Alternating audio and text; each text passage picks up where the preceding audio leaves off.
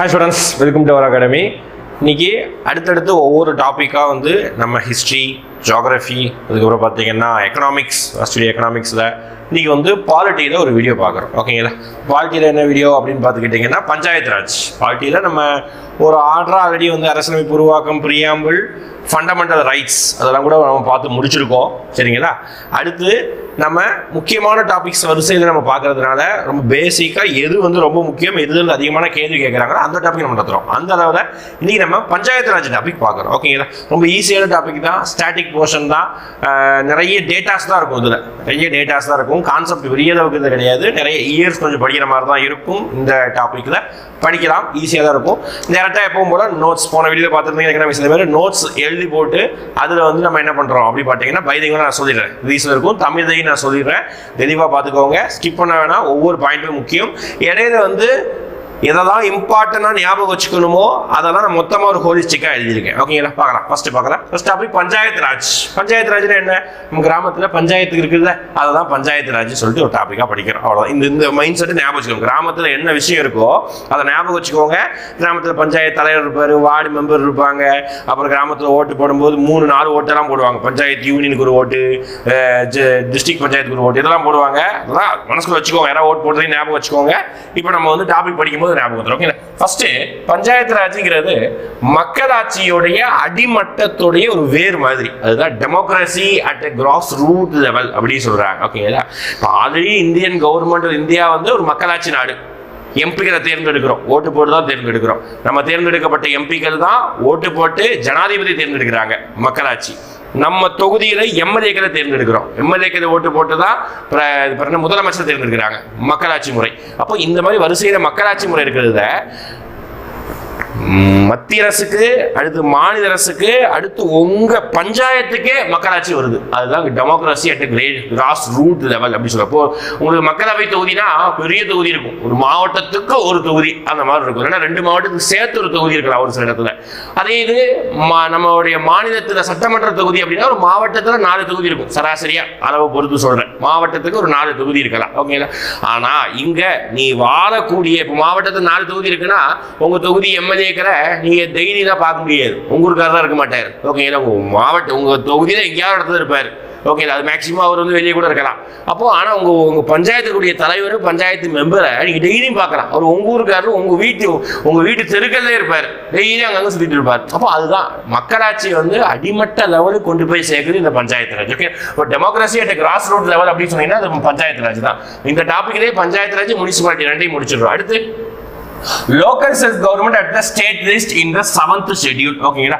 இது ரொம்ப முக்கியமான பாயிண்ட். क्वेश्चन கேட்கலாம். ஓகேங்களா? எக்ஸாம் கேட்கலாம். ஃபர்ஸ்ட் 7th ஷெட்யூல்னா என்ன அப்படின்னா நம்ம இந்தியன் கான்ஸ்டிடியூஷன்ல ஒரு 12 ஷெட்யூலை பிடிச்சு வச்சிருக்காங்க. அதுல 7th ஷெட்யூல்ல மத்திய அரசுக்கு என்ன அதிகாரம் இருக்குது, மாநில அரசுக்கு என்ன அதிகாரம் இருக்குது, மத்திய அரசுக்கும் மாநில அரசுக்கும் சேர்ந்து என்ன அதிகாரம் இருக்குது, அதுதான் என்ன சொல்லுவாங்கன்னா மாநில பட்டியல். ஞாபகம் அந்த வார்த்தை தான் கேள்விப்பட்டிருப்பீங்க. மாநில பட்டியல், மத்திய பட்டியல். ஆக்சுவலா மத்திய பட்டியல் தான் ஃபர்ஸ்ட் வரணும். மத்திய பட்டியல். அடுத்து வந்து பார்த்தீங்கன்னா பொது பட்டியல். உதாரணத்துக்கு நம்ம தமிழ்நாட்டில் நீட்டை ஒழிக்க போறோம் அப்படின்னு சொல்லிட்டு 2-3 வருஷம், ஒரு 4-5 வருஷமா பேசிட்டு இருக்கோம். ஆனால் அதை ஒழிக்க முடியல. ஏன் ஒழிக்க முடியலன்னா அது அந்த நீட், அந்த கல்விங்கிற விஷயம் பொதுப்பட்டியல் இருக்கு. அப்ப இந்த வார்த்தைலாம் கேள்விப்பட்டு படிச்சிருப்பீங்க. அப்போ இந்த மாதிரி அதிகாரங்களை 3 வகையா பிரிச்சு வச்சிருக்கக்கூடிய ஒரு அட்டவணை தான் 7வது அட்டவணை. ஓகேங்களா? ஷெட்யூல்னா அட்டவணை. ஓகேங்களா? 7வது அட்டவணை தான் இந்த மாநில பட்டியல், மத்திய பட்டியல், பொது பட்டியல். ஓகேங்களா? இப்போ இதுல எந்த இதுல பஞ்சாயத்து ராஜ் இருக்கு அப்படின்னா மாநில பட்டியல் இருக்கு. ஓகேங்களா? திருப்பி சொல்ல பாருங்க, கேள்வி கேட்கலாம்.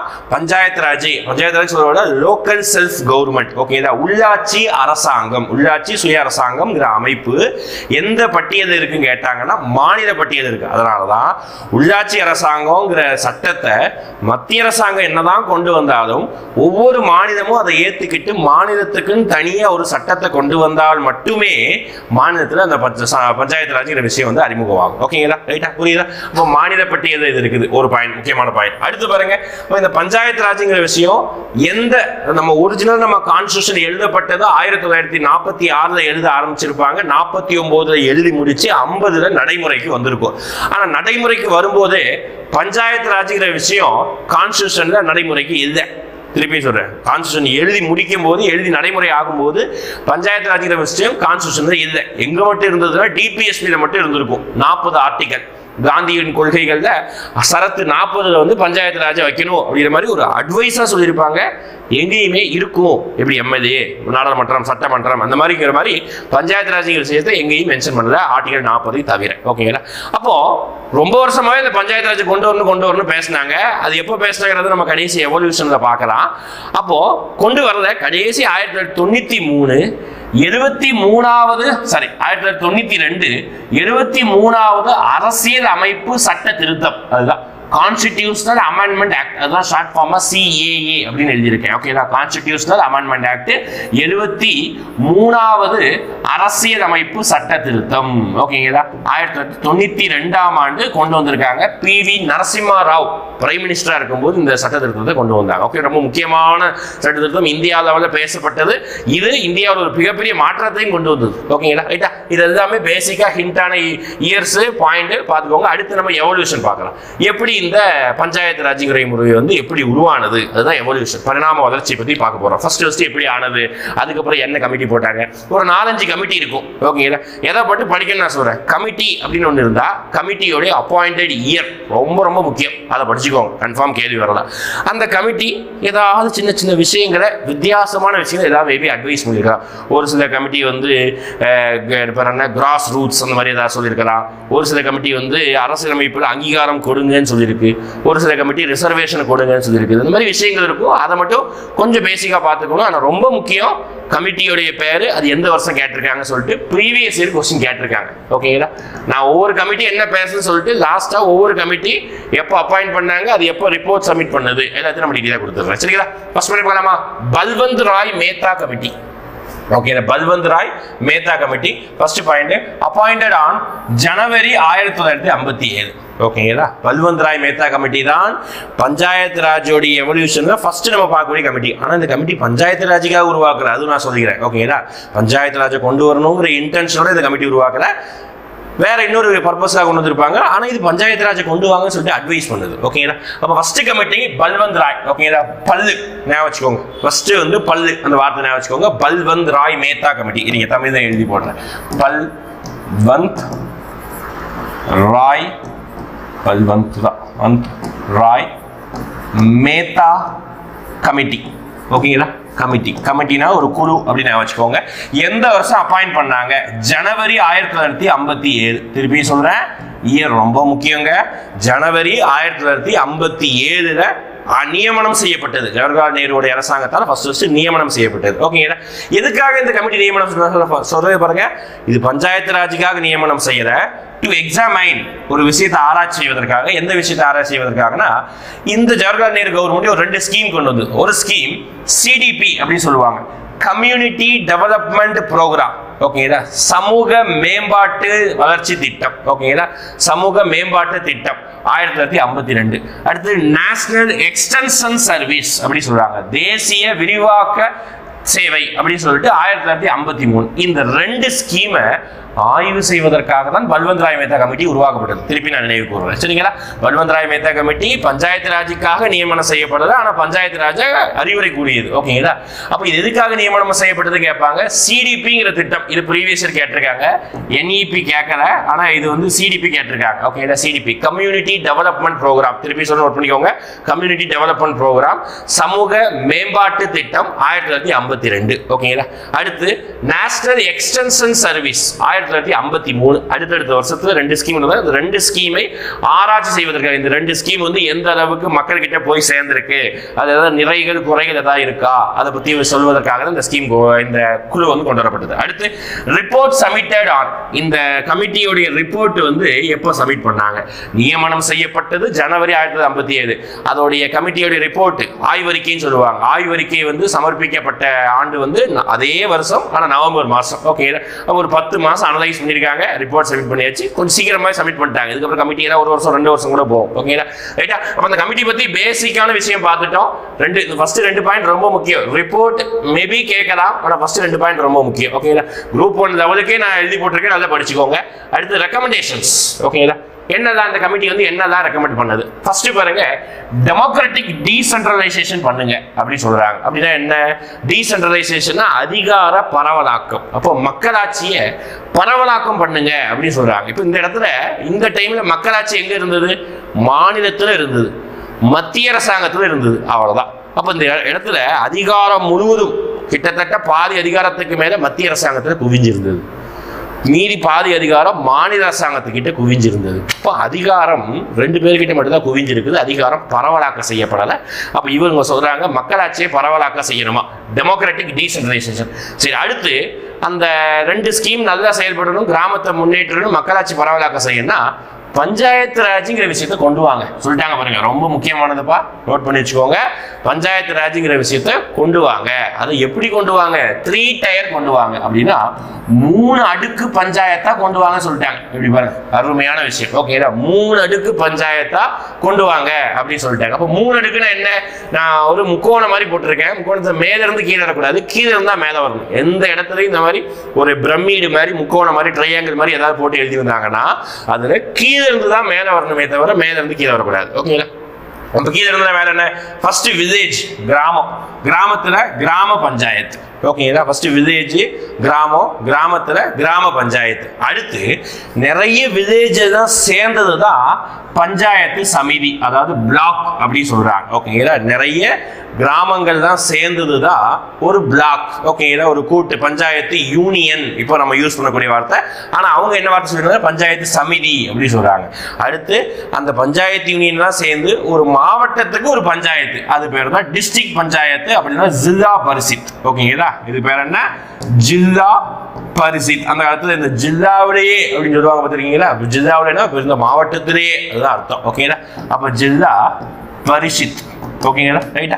அடுத்து பாருங்க, பஞ்சாயத்து சமிதி. பஞ்சாயத்து சமிதினா இப்போ நம்ம பஞ்சாயத்து யூனியன் சொல்றோம், ஆனா சமிதிங்கிறது அந்த வார்த்தை ஹிந்தி சமஸ்கிருத வார்த்தை. இப்போ ஹிந்தி கமிட்டினால அந்த மாதிரி ரெக்கமெண்ட் பண்ணியிருக்காங்க. அடுத்து கிராம பஞ்சாயத்து, வில்லேஜ் லெவல். ஓகேங்களா? இதுதான் அந்த 3 டயர் பஞ்சாயத்து. ஆனால் நான் வச்சுக்கோங்க, பல்வந்த் ராய் மேத்தா கமிட்டி ரெக்கமெண்ட் பண்ணது 3 அடுக்கு பஞ்சாயத்து, 3 டயர் பஞ்சாயத்து. அடுத்து பாருங்க, அடுத்து வில்லேஜ் பஞ்சாயத்துல நேரடி தேர்தல் வைங்க, டைரக்டா எலெக்ஷன் வைங்க, ஓட்டு போடட்டும், மக்களை தேர்ந்தெடுக்கட்டும், உறுப்பினர்கள் வரட்டும். அடுத்து பஞ்சாயத்து சமிதி, அந்த பிளாக் லெவல்லையும் ஜில்லா பரிஷத் மாவட்ட லெவல்லையும் இன்டைரக்ட் எலெக்ஷன் அப்படின்னா மறைமுக தேர்தலை வைங்க.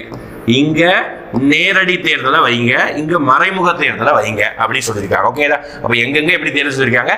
அடுத்து டிஸ்ட்ரிக்ட் கலெக்டர் என்னவா இருக்கட்டும் அப்படின்னு பார்த்தீங்கன்னா சேர்மன் ஆஃப் ஜில்லா பரிஷத். நம்ம சொன்னோம்ல, டாப் லெவல் பஞ்சாயத்துடைய 3வது அடுக்கு டாப் லெவல். ஜில்லா பரிஷத்துடைய தலைவராக மாவட்ட ஆட்சியர். மாவட்ட ஆட்சியர்னா நம்ம ஊர் மாவட்ட கலெக்டர், அந்த மாவட்டத்துடைய கலெக்டர் அவர் நல்லா செயல்படுவார். அதனால அந்த மாவட்டத்துடைய டாப் பொசிஷன்ல வைங்க அப்படின்னு சொல்றாங்க. ஓகேங்களா? அடுத்து recommendations accept by the NDC. திருப்பி சொல்ற பாருங்க, நியமனம் செய்யப்பட்டது ஜனவரி 1957, ரிப்போர்ட் சப்மிட் செய்யப்பட்டது 1957 நவம்பர். இதை ஏற்றுக்கொண்டது யார்? ஏற்றுக்கொள்வா? அந்த காலத்துல ஒரு அமைப்பு இருக்கும், நேஷனல் டெவலப்மெண்ட் கவுன்சில், தேசிய வளர்ச்சி குழு அப்படின்னு சொல்லிட்டு ஒரு குழு உண்டு. நீங்க எக்கனாமிக்ஸ்ல கூட படிச்சிருக்கலாம், வாய்ப்பு இருக்குது. ஓகே, தேசிய வளர்ச்சி குழு, அதாவது எக்கனாமிக்ஸ்ல திட்டக்குழு கேள்விப்பட்டிருப்பீங்க, பிளானிங் கமிஷன். அது கூடவே இன்னொரு அமைப்பு உருவாக்கி இருப்பாங்க, அதாவது தேசிய வளர்ச்சி குழு.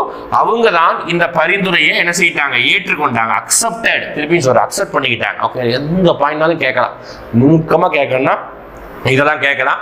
நிறைய பேர் மிஸ் பண்ணிடுவாங்க, நம்ம அந்த இடத்துல கரெக்டாக போட்டால் தான் கட் ஆஃப்ல ஈஸியாக அடிக்க முடியும். சரிங்களா? ரைட்டா? அடுத்து போகலாமா? ரைட்டா? அப்போ ரெக்கமெண்டேஷன் பார்த்தாச்சு, யார் அக்செப்ட் பண்ண பார்த்தியாச்சு. அடுத்து இந்த ரெக்கமெண்டேஷன்ஸை தான் வச்சுட்டு புதுசாக பஞ்சாயத்து ராஜ் உருவாக்குறாங்க. அது கவனிச்சுக்கோங்க, இந்த ரெக்கமெண்டேஷன்ஸை தான் வச்சுக்கிட்டு பஞ்சாயத்து ராஜ் உருவாக்குறாங்க. இந்த இடத்துல ஒரு விஷயத்தை நினைவு கூறுறேன். அப்போ இந்த ரெக்கமெண்டேஷன்ஸை தான் வச்சுக்கிட்டு பஞ்சாயத்து ராஜ் உருவாக்கணும். பஞ்சாயத்து ராஜ் உருவாக்கக்கூடிய அதிகாரம் யாருக்கிட்ட இருக்குது? மாநில அரசாங்கத்துக்கிட்ட இருக்குது. அதையும் நான் சொல்லிக்கிறேன். ஓகேங்களா? மாநில அரசாங்கத்துக்கிட்ட தான் இதோட எதிராக இருக்குது. இப்போ மாநில அரசாங்கம் தான் என்ன செய்யணும்? இதை நடைமுறைப்படுத்தணும். சரிங்களா? அப்ப மாநில அரசாங்கம் நடைமுறைப்படுத்துது. ஃபர்ஸ்ட் ராஜஸ்தான் நடைமுறைப்படுத்துது. ப்ரீவியஸ் இயர் கொஸ்டின் எக்கச்சக்கமான முறையில கேட்டிருக்காங்க. ஓகேங்களா? ஃபர்ஸ்ட் என்ன பண்றாங்க? ராஜஸ்தான் ராஜஸ்தான் கவர்மெண்ட் தான், ராஜஸ்தான் ஸ்டேட் கவர்மெண்ட் தான் ஃபர்ஸ்ட் இந்தியாவிலே முதல் முறையாக பஞ்சாயத்துங்கிற விஷயத்தை கொண்டு வராங்க. ப்ரீவியஸ் கொஸ்டின் நோட் பண்ணிக்கோங்க. அப்போ ஆல்ரெடி நான் சொல்லியிருக்கேன், பஞ்சாயத்துங்கிற விஷயம் ஒரிஜினலாக கான்ஸ்டியூஷன் எழுதி வைக்கும் போது எங்கேயுமே மென்ஷன் பண்ணாத டிபிஎஸ்பி அரசுக்கு வழிகாட்டும் நெறிமுறையில் ஆர்டிகல் 40 மட்டும் தான் மென்ஷன் பண்ணாங்க. ஆர்டிகல் 40 என்னது? காந்திய கொள்கை, காந்தியன் பிரின்சிபலை ஃபாலோ பண்ணுது. அப்போ காந்தி வந்து வில்லேஜ் பஞ்சாயத்து வேணும்னு சொல்லியிருக்காரு. அப்போ காந்தி தான் முக்கியம். அப்போ காந்தி நினைவாக காந்தியோடைய பிறந்த நாள் அன்னைக்கு ராஜஸ்தான்ல உருவாக்குறாங்க. ஹிண்ட் எப்படி? ஓகேங்களா? Rajasthan was the first state inaugurated by PM. அந்த டைம் பிரதமராக இருந்தது ஜவஹர்லால் நேரு. ஓகேங்களா? அவரால் ராஜஸ்தான்ல அக்டோபர் 2, 1959. திருப்பி நினைவு கூறுறேன், 57 கமிட்டி போடுறாங்க, 58 அக்செப்ட் பண்றாங்க, 59 அதை வந்து நடைமுறைப்படுத்துறாங்க. ராஜஸ்தான் மட்டும், ராஜஸ்தான் ஆந்திர பிரதேசம் ரெண்டும். ஓகேங்களா? கரெக்டா அக்டோபர் 2 டேட்டும் கேட்டிருக்காங்க. ஓகேங்களா? காந்தி பிறந்தநாள் அவ்வளவுதான் ஞாபகம் வச்சுக்கோங்க. 1959 இயர் மட்டும் கொஞ்சம் ஞாபகம் வச்சுக்கோங்க. இயருக்கு நான் சொல்லிட்டேன், பல்வந்த் ராய் மேத்தா கமிட்டி போட்டு அடுத்த 2 வருஷத்துல. அப்போ அது எந்த மாவட்டத்துல நடைமுறைப்படுத்தினாங்கன்னா ராஜஸ்தான்ல நாகூர் டிஸ்ட்ரிக்ட். ஓகேங்களா? ராஜஸ்தான்ல எங்க? நாகூர் அப்படிங்கிற ஒரு மாவட்டத்துல. ஓகேங்களா? நாகூர். ஓகேங்களா? நாக்பூர் கிடையாது, நாகூர். நாக்பூர் வேற இருக்கு, நாகூர். ஓகேங்களா? அப்போ ராஜஸ்தான்ல நாகூர் நடைமுறைப்படுத்துறாங்க. ரெண்டாவதா யார் சார் கொண்டு வந்தா அப்படின்னா செகண்ட் ஆந்திர பிரதேஷ். அவங்களும் சேம் டேட் தான். ஓகேங்களா? டேட் நான் எழுதுறேன், ஆனா அதே டேட்டில் கொண்டு வந்திருப்பாங்க. ஓகேங்களா? சேம் டேட் சொல்லுவாங்க. காலையில் அது கொண்டு வந்தாங்க. இது வந்து மத்தியானத்துக்கு மேல மாலையில வந்து ஆந்திர பிரதேசம் கொண்டு வந்தாங்க. ஆனா ஃபர்ஸ்ட் யாருன்னா ராஜஸ்தான் தான். ரெண்டாவது ஆந்திர பிரதேஷ். வந்து 3வது 4வதெல்லாம் கேட்க போறது கிடையாது, நான் ஹிண்ட் மாதிரி சொல்றேன். அது டேட் கேட்பாங்க. ஓகே, அடுத்து இதை பார்த்து ராஜஸ்தான் கொண்டு வருவதை பார்த்து, ஆந்திர பிரதேஷ் கொண்டு வருவதை பார்த்து அடுத்தடுத்த மாநிலங்கள். ஓகேடா? Most of the states created panchayat raj mid 1960s. நல்லா ஞாபகம் வச்சுக்கோங்க. ஓகேங்களா? அதுக்கப்புறம் அதை தொடர்ந்து நிறைய மாநிலங்கள் 1960களுடைய இடைப்பட்ட கேப்ல, அது 65, 64, 67, 66 இந்த டைம்ல நிறைய மாநிலங்கள் பஞ்சாயத்து ராஜை கொண்டு வந்தாங்க. ஆனா அது கான்ஸ்டிடியூஷனல் படி கொண்டு வருது. அதுதான் ஒரு பேக்லாக். ஓகேங்களா? குறைபாடு. சும்மா பேருக்குன்னு சட்டம் மாதிரி கொண்டு வந்துடுறாங்க. பவர்லெஸ்ஸா இருந்தது அந்த டைம்ல கொண்டு வரப்பட்ட பஞ்சாயத்து ராஜ். எப்போ 92 வந்து அரசியலமைப்பு சட்டத்திட்டத்தை சேர்த்தாங்களோ அப்பதான் ஃபுல் அதிகாரம் கிடைக்குது பஞ்சாயத்துக்கு. அது முன்னாடி சும்மா பேர அளவுக்கு இருக்கும். தமிழ்நாட்டோட கொண்டு வந்திருப்பாங்க. படிக்கிறா? ஓகேங்களா?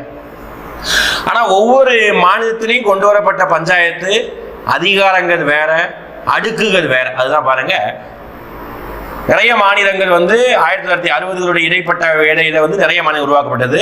டிஃபர் ஃப்ரம், அதாவது வித்தியாசம், நிறைய வித்தியாசம் இருக்கு. எதுலாம் வித்தியாசம்? டயர், அந்த அடுக்குன்னு சொன்னோம்ல, ஒரு சில மாநிலம் 2 அடுக்கு ஃபாலோ பண்ணது, ஒரு சில மாநிலம் 3 அடுக்கு, ஒரு சில மாநிலம் 4 அடுக்கு தான் பின்பற்றினாங்க.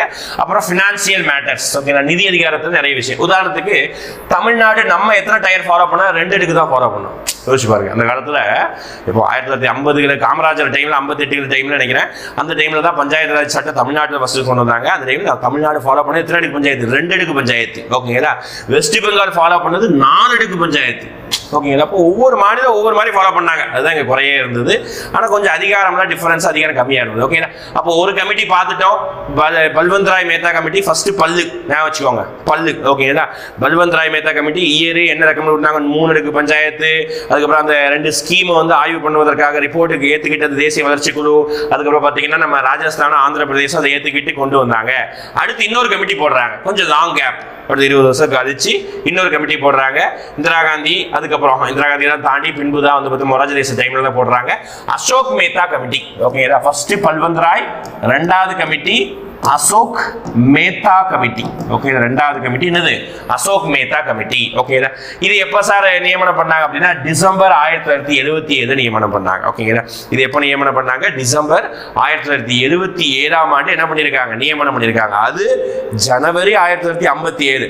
அப்படியே 20 வருஷம் கழிச்சு ஞாபகம் வச்சுக்கோங்க. ஹிண்ட் அவ்வளவுதான் ஞாபகம் வச்சுக்கிறதுக்கு. 57 20 வருஷம் கழிச்சு 77. ஆனா டிசம்பர் மாசம் அப்பாயிண்ட் பண்றாங்க. அது பல்லு, இது அசோக். ஓகேங்களா? அப்போ பல்லு வலிக்குது, யாருக்கு வலிக்குது? அசோக்கு வலிக்குது. ஏதாவது ஒரு ஹிண்ட் ஞாபகம் வச்சுக்கோங்க. ஓகேங்களா? நிறைய மனப்பாடம் பண்ண. ஓகே, அடுத்து ரிப்போர்ட் சப்மிட்டட் ஆகஸ்ட் 1978. ஒரு வருஷத்துக்கு மேல ஆக்கிட்டாங்க. ஓகே, ஒரு வருஷத்துல 9 மாசம் ஆயிருக்குது. ஓகேங்களா? டிசம்பர் ஆரம்பிச்சு அடுத்த வருஷம் ஆகஸ்ட் 1978 ரிப்போர்ட்டை சப்மிட் பண்ணிருக்காங்க. மொத்தம் எவ்வளவு ரெக்கமெண்டேஷன் கொடுத்தாங்க அப்படின்னு பாத்தீங்கன்னா 132 ரெக்கமெண்டேஷன்ஸ் கொடுத்தாங்க. ஓகே, மொத்தம் எவ்வளவு ரெக்கமெண்டேஷன்ஸ் கொடுத்தாங்க? 132 ரெக்கமெண்டேஷன்ஸ் கொடுத்திருக்காங்க. ஞாபகம் வச்சுக்கோங்க. Okay, 132 recommendations. ஓகேங்களா? அடுத்து என்ன ரெக்கமெண்டேஷன் கொடுத்தாங்க? 132 பார்க்க முடியாதுல்ல, ரொம்ப முக்கியமானது. அப்போ பல்வந்த் ராய் மேத்தா கமிட்டி 3 அடுக்கு சொன்னாங்க. ஆனா இவங்க 2 அடுக்கு பஞ்சாயத்தை கொண்டு வாங்க, 3 அடுக்கெல்லாம் ரொம்ப இடைஞ்சலா இருக்கும், 2 அடுக்கு போதும் அப்படின்னு சொல்லிட்டு 2 அடுக்கு பஞ்சாயத்து சொல்றாங்க. என்ன அந்த 2 அடுக்கு? 1 மண்டல் பஞ்சாயத்து. ஓகேங்களா? ஒரு முறை பெயர் என்ன? அடிமட்டது மண்டல் பஞ்சாயத்து. இப்படிதான் ஒரு குரூப் ஆஃப் வில்லேஜஸ், அதுதான் மண்டல் பஞ்சாயத்து. அந்த குரூப் ஆஃப் வில்லேஜஸ் தான் சேர்ந்து ஜில்லா பரிஷத், அதாவது டிஸ்ட்ரிக்ட் லெவல். ஓகேங்களா? அப்போ ஒரு கிராமங்களுடைய கூட்டமைப்பு சேர்ந்தது மண்டல் பஞ்சாயத்து. அந்த மண்டல் பஞ்சாயத்து நிறைய மண்டல் பஞ்சாயத்து தான் சேர்ந்து ஒரு மாவட்டத்துக்கு மாவட்ட அளவில் ஜில்லா பரிஷத். ஆல்ரெடி சொன்ன மாதிரி இந்த இடத்துல ஒவ்வொரு பஞ்சாயத்து, அவர் சொன்னார்ல வில்லேஜ் பஞ்சாயத்து, அந்த கான்செப்ட் இங்க கொடுக்கல. சரிங்களா? அப்ப இந்த ஜில்லா பரிஷத் தான் வந்து நிர்வாக பாடியா இருந்தது. ஓகே, நிர்வாக அமைப்பாக இருந்தது, எக்ஸிக்யூட்டிவ் பாடியா இருந்தது. அடுத்து power of taxation made own financial resource. இது முக்கியமானது. அசோக் மேத்தா வந்து என்ன சொல்லியிருக்காங்க, என்ன கமிட்டி சொல்லியிருக்கா அப்படின்னு பார்த்தீங்கன்னா, ஒவ்வொரு இந்த மண்டல் பஞ்சாயத்தும் சரி, மாவட்ட பஞ்சாயத்து அமைப்பாக இருக்கட்டும் சரி, அவங்களுடைய ஏரியாவில் அவங்களே சொந்தமாக வரியை போட்டு வசூல் பண்ணக்கூடிய அதிகாரத்தை கொடுங்கன்னு சொல்றாங்க. ஓகேங்களா? Power of taxation made own financial resource. அடுத்து செட்டப் நியாய பஞ்சாயத்து அப்படின்னு சொல்றாங்க. ஓகே, நியாய பஞ்சாயத்தை என்ன பண்ணுங்க, உருவாக்குங்க அப்படிங்கிறாங்க. நியாய பஞ்சாயத்துனா ஏதாவது நம்ம அந்த காலத்துல இருந்து காலத்து வரைக்கும் கிராமத்தினாலே இந்த பஞ்சாயத்து, ஓகேங்களா, பஞ்சாயத்துன்னா 4 பேர் சேர்ந்து ஒரு தீர்ப்பு சொல்லுவாங்க. பழைய நாட்டாம பார்த்துருப்போம்ல. இப்போ பஞ்சாயத்துங்கிற விஷயத்தை வந்து என்ன பண்ணியிருப்பாங்க, ஃபாலோ பண்ணியிருப்பாங்க. அது நிறைய முறை அப்படி இப்படின்னு இருக்கிறதுனால ஒரு அஃபீஷியலா அந்த பஞ்சாயத்துக்குள்ளேயே என்ன சொல்றது, நியாய பஞ்சாயத்துங்கிற விஷயத்த அலுவல் ரீதியாவே உருவாக்குங்க அப்படின்னு சொல்லிட்டு நியாய பஞ்சாயத்து உருவாக்க சொல்றாங்க. ஆனா அது 2-3 பேர் பண்ணியிருப்பாங்க, நம்ம நடைமுறை கொண்டு வரல. அடுத்து மெயினா இந்த மாதிரி நீங்க மண்டல் பஞ்சாயத்து ஜில்லா பரிஷத் தான் கொண்டு வந்தா இந்தியா லெவல்ல தாழ்த்தப்பட்டவர்கள் மேலும் வந்து என்ன செய்வாங்க அப்படின்னா மறுக்கப்படுவாங்க. ஆல்ரெடி வந்து இந்தியா லெவல்ல நாடாளுமன்ற தேர்தலில் தாழ்த்தப்பட்ட மக்களுக்கு இடஒதுக்கீடு இருக்குது, SC ST ரிசர்வேஷன். ஓகேங்களா? எதுல MP MLA எம்பிக்கள்ல குறிப்பிட்ட தொகுதி இருக்குன்னா அந்த தொகுதியில ஒரு சில தொகுதியில SC மக்கள் மட்டும் நிக்கணும், ஒரு சில தொகுதியில ST மக்கள் மட்டும் நிக்கணும். அதே மாதிரி மாநில தேர்தலை MLA தேர்தலை அப்படிதான். ஓகேங்களா? அப்ப அதே மாதிரி இருக்குது. நிறைய வந்து பாரபட்சமெல்லாம் இருந்துடும் இங்க பஞ்சாயத்துங்கிற விஷயத்தை கொண்டு வந்தா. அதனால இந்த இடத்துலையும் பஞ்சாயத்து ராஜ்ங்கிற விஷயத்திலையும் SC STக்கு ரிசர்வேஷனை கொடுங்க அப்படின்னு சொல்லிட்டு ஃபர்ஸ்ட் டைம் ரெக்கமெண்ட் பண்றாங்க. ஓகேங்களா? அதை நம்ம பல்வந்த் ராய் மேத்தா இந்த 2 விஷயத்தையும் சொல்லல, ஆனா இவர் சொல்லியிருக்காரு. ஓகேங்களா? ஞாபகம் வச்சுக்கணும் யார் SC ST ரிசர்வேஷனை கொண்டு வர சொன்னாங்கிறது ஞாபகம் வச்சுக்கணும். அடுத்து மூணாவது கமிட்டியா வரக்கூடிய நபருக்கு 3 இன்சியல், அவ்வளவுதான். எப்படி? ஓகேங்களா? ஏன்னா அதிகபட்சம் கேட்டா 3வது கமிட்டி எது, 2வது கமிட்டி எது அப்படி கேட்க மாட்டாங்க. மொத்தம் 4 கமிட்டியை ஏற்கு மார்க்கா கொடுத்து அதை கால வரிசைப்படுத்துங்க எது கேட்டிருக்காங்க கேட்பாங்க திருப்பியும். அப்ப முதல் இது யாரு? முதல் இது ஞாபகம், பல்வந்த் ராய் மேத்தா. அடுத்து அசோக் மேத்தா, 2 மேத்தா தான். அடுத்து 3வதா யார் இருக்கானா, அந்த 3வது கமிட்டிக்கு இனிஷியல் 3 இனிஷியல் இருக்கும், வேற யாருக்குமே 3 இனிஷியல் வராது எந்த கமிட்டிக்கும். ஓகேங்களா? அப்போ GVK ராவ் கமிட்டி. ஓகேங்களா? GVK Rao committee. ஓகேங்களா? என்ன பார்க்கலாமா? அப்போ இதுவும் பஞ்சாயத்துக்காக போடுறது. இது எதுக்காக போட்டாங்க பாருங்களேன், to review the existing administrative arrangements for the rural development and poverty alleviation. அதாவது வறுமை ஒழிப்பிற்காகவும் கிராமப்புறத்துடைய முன்னேற்றத்துக்காகவும், ஓகேங்களா, வறுமை ஒழிப்புக்காகவும் கிராமப்புறத்துடைய முன்னேற்றத்துக்காகவும் அட்மினிஸ்ட்ரேட்டிவ் அரேஞ்ச்மெண்ட்ஸை ரிவ்யூ பண்ணணும். அதாவது நிர்வாக சீர்திருத்தங்களை முன்மொழியணும். எதுக்காக?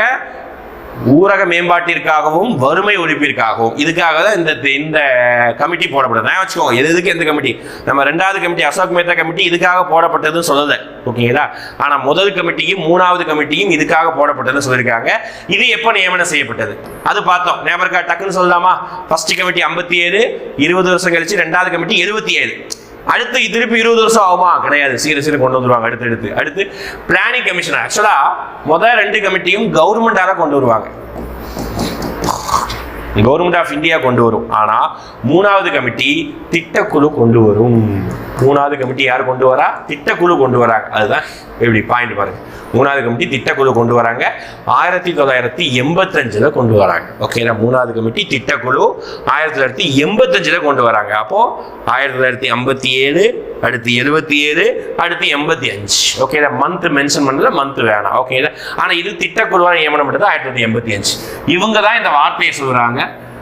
நம்ம இந்தியனுடைய டெமோக்ரஸி, இந்தியாவுடைய பஞ்சாயத்து சிஸ்டம் எப்படி இருக்கு அப்படின்னா, வேறு இல்லாத புற்களாக இருக்குது.